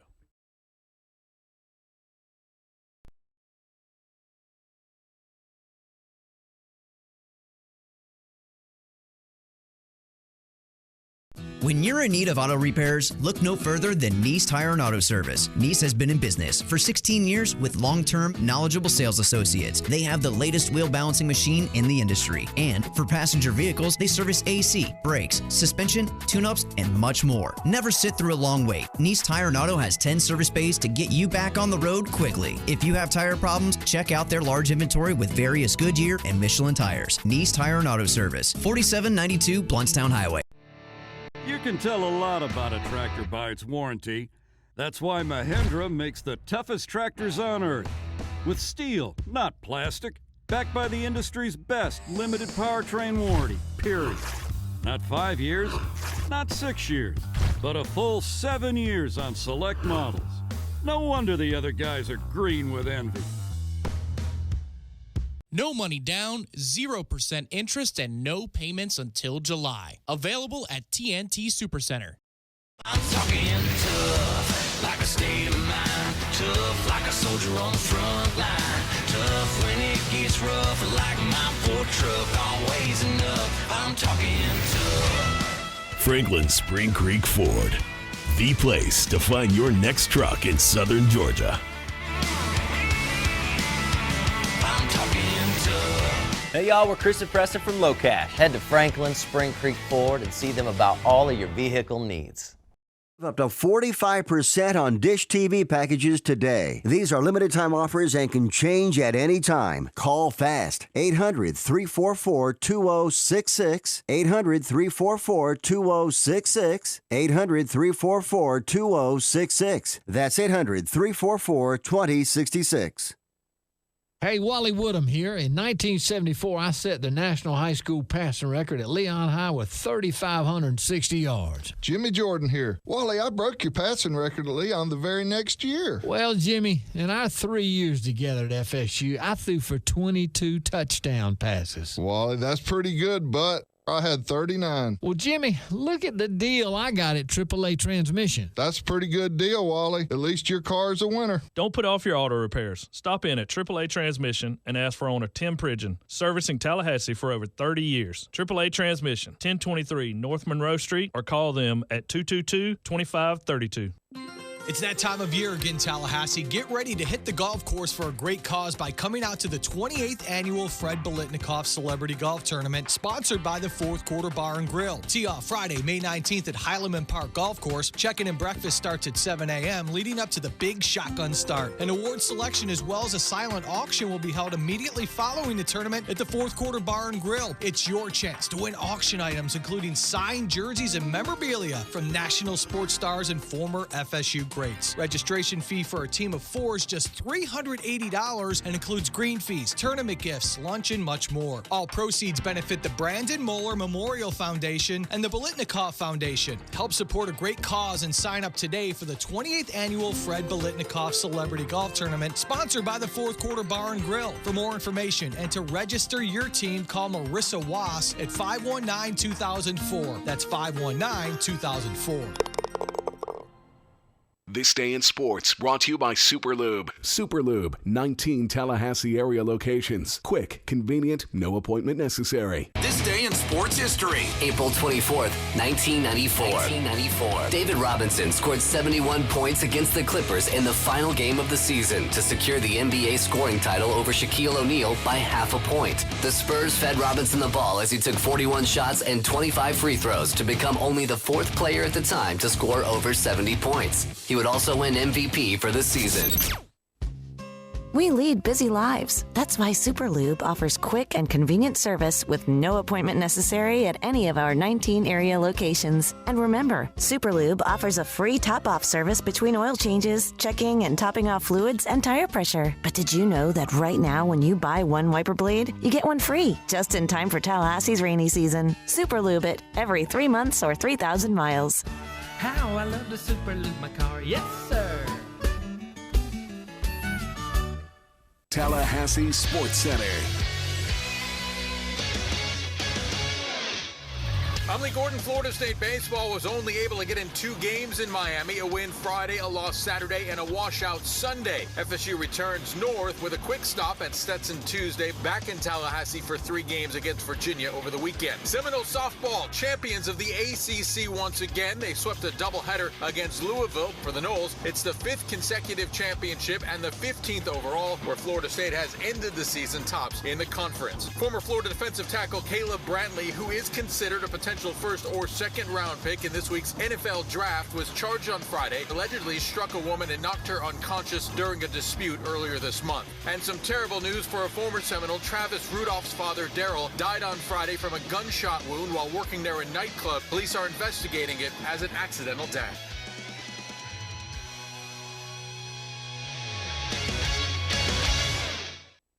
Live from the Dale Earnhardt Jr. Buick GMC Cadillac Studios in the capital city of Tallahassee, this is the Jeff Cameron Show on 97.9 ESPN Radio.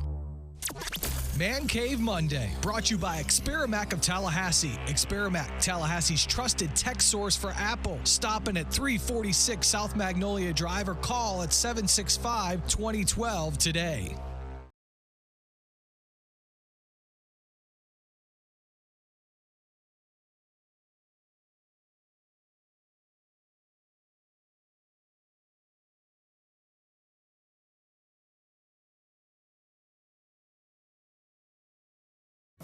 Former Florida defensive tackle, as you just heard, Caleb Brantley. Been a good run for Florida lately. They've been kicking ass and taking names. Kind of literally. Considered a potential first or second round pick. This week's NFL draft is getting underway on Thursday. He was charged on Friday. The oddity here, obviously, if that is true, if the complaint is accurate, he has been charged. It's disgusting. Pitiful, sad, awful, all of those things, of course. Why would this be considered, and I just don't get it. I read these things sometimes, and I don't understand why one thing is categorized as being a felony and another is a misdemeanor. But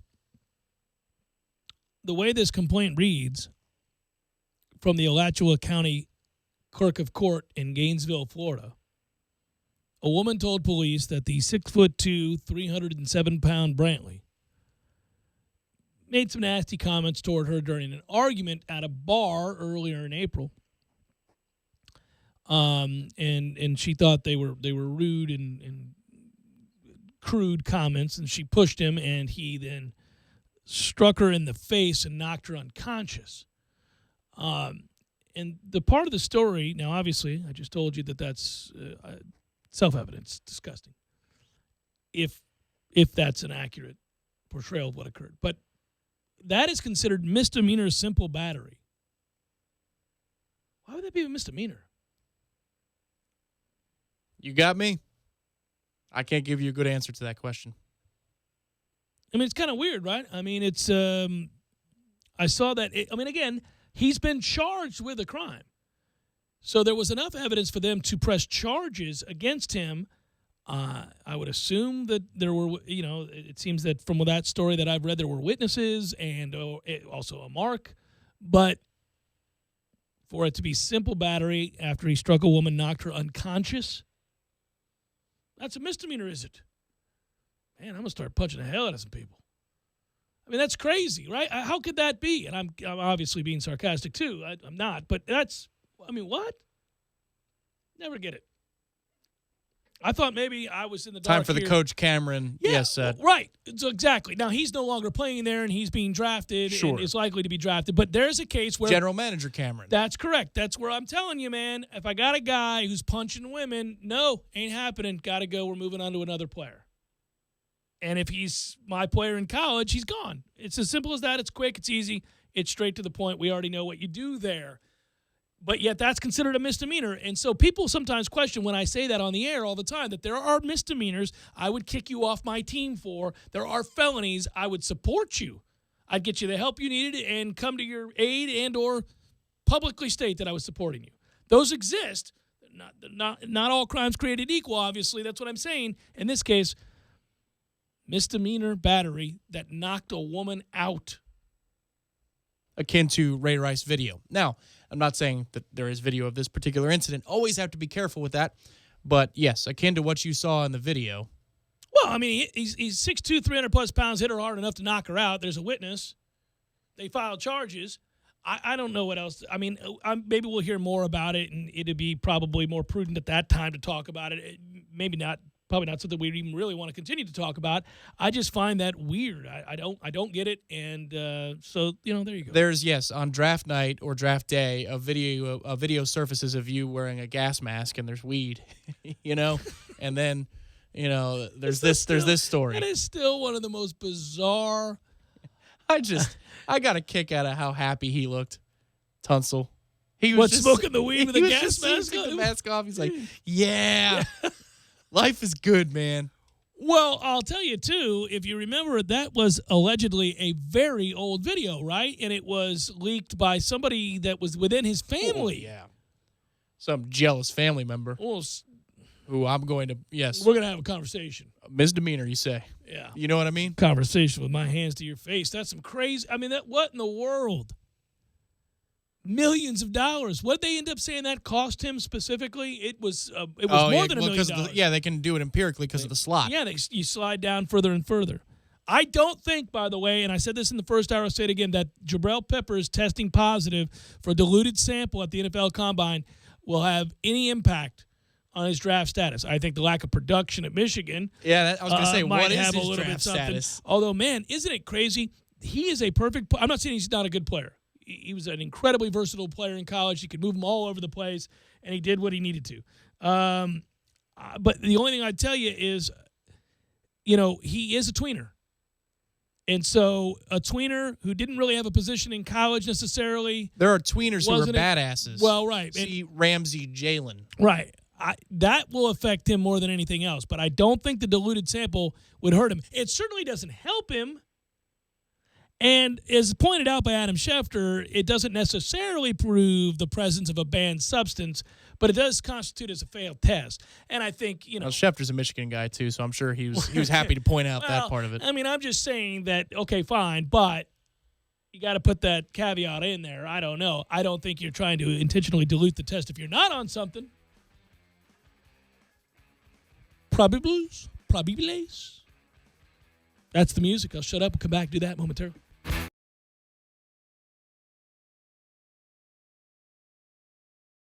When you're in need of auto repairs, look no further than Nice Tire and Auto Service. Nice has been in business for 16 years with long-term, knowledgeable sales associates. They have the latest wheel balancing machine in the industry. And for passenger vehicles, they service AC, brakes, suspension, tune-ups, and much more. Never sit through a long wait. Nice Tire and Auto has 10 service bays to get you back on the road quickly. If you have tire problems, check out their large inventory with various Goodyear and Michelin tires. Nice Tire and Auto Service, 4792 Bluntstown Highway, 574-4100. You can tell a lot about a tractor by its warranty. That's why Mahindra makes the toughest tractors on earth. With steel, not plastic. Backed by the industry's best limited powertrain warranty, period. Not 5 years, not 6 years, but a full 7 years on select models.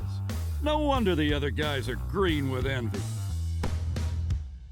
No money down, 0% interest, and no payments until July. Available at TNT Supercenter. I'm talking tough, like a state of mind. Tough, like a soldier on the front line. Tough when it gets rough, like my Ford truck. Always enough, I'm talking tough. Franklin Spring Creek Ford. The place to find your next truck in southern Georgia. I'm talking tough. Hey y'all, we're Chris and Preston from LoCash. Head to Franklin Spring Creek Ford and see them about all of your vehicle needs. Tallahassee location open on Saturdays at 8 a.m. until noon. Call them at 580-1200 or online at ctf.nu. Commercial lawnmowers don't have odometers, but if they did, you might be surprised to see you could be mowing thousands of miles a year. That's why Gravely zero-turn mowers are built for the long haul. So when you're mowing the equivalent of Miami through Kentucky bluegrass country, all the way to Seattle, shot, no win. And back again every year. You can count on your Gravely zero-turn mower to get the job done, mile after mile. Gravely, built to mow the distance. Zero money down and 0% interest with qualifying credit. Only at TNT Supercenter. Get your Gravely mower today. Hi, Chris Kraft for Kraft Nissan. Sit at any traffic light or pull into a Publix, and you'll see it. Nissans are everywhere. Tallahassee has become a Nissan town, a Kraft Nissan town. With being a volume leader in sales comes the best selection and the best prices. So listen to this. All 2017 Altimas in stock. We have over 75 to choose from, or $5,000 off MSRP. All 2017 Rogues in stock. We have over 90 to choose from, or $4,000 off MSRP. And all 2017 Sentras are $3,000 off MSRP. Notice I said all Altimas are $5,000 off, all Rogues are $4,000 off, and all Sentras are $3,000 off. Not some, not up to, all. And as always, all Kraft Nissans come with our exclusive lifetime warranty at no extra cost. Plus, register to win one of 5 pairs of VIP tickets to meet Blake Shelton backstage at the Doak After Dark Stadium concert next Saturday, April 29th. To enter, simply stop by Kraft Nissan this Friday, Saturday, or Monday. Kraft Nissan on Mahan Drive between Academy Sports and Costco. No purchase necessary, and you do not have to be present to win. Due to an upturn in the economy, Main Street Business Loans has pre-approved the release of millions of dollars in small business funding. Your business may already be pre-approved to receive up to $250,000. We've sent out millions of pre-approval letters. We see the economy growing, and our underwriters believe now is the time to invest in your business so you can grow faster and make more money. And we're prepared to give you up to $250,000 to do it. Your funds can be available in 5 days. There are no application fees, no annual fees, just quick access to up to $250,000. If your business did not receive your approval letter to get up to $250,000, call Main Street Business Loans Approval Desk now. 800-509-2163, 800-509-2163, 800-509-2163, 800-509-2163. You're listening to The Jeff Cameron Show on 97.9 ESPN Radio.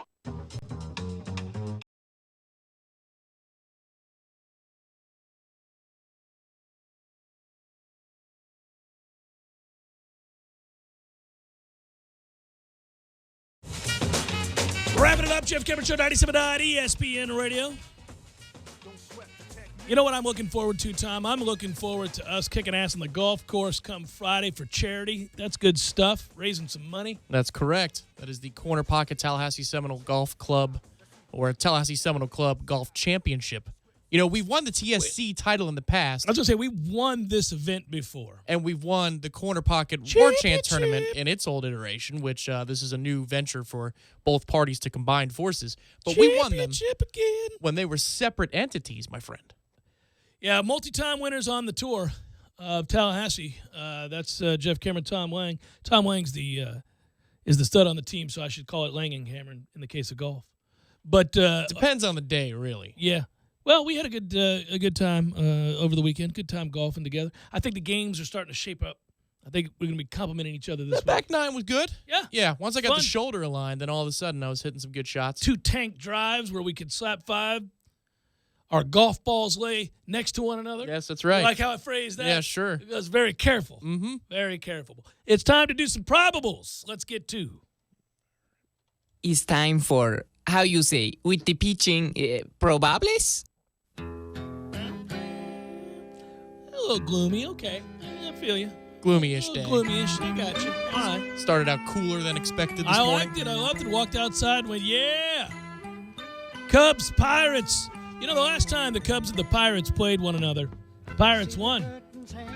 The time before that, the Pirates won. And the time before that, the Pirates won. It's also known as a sweep.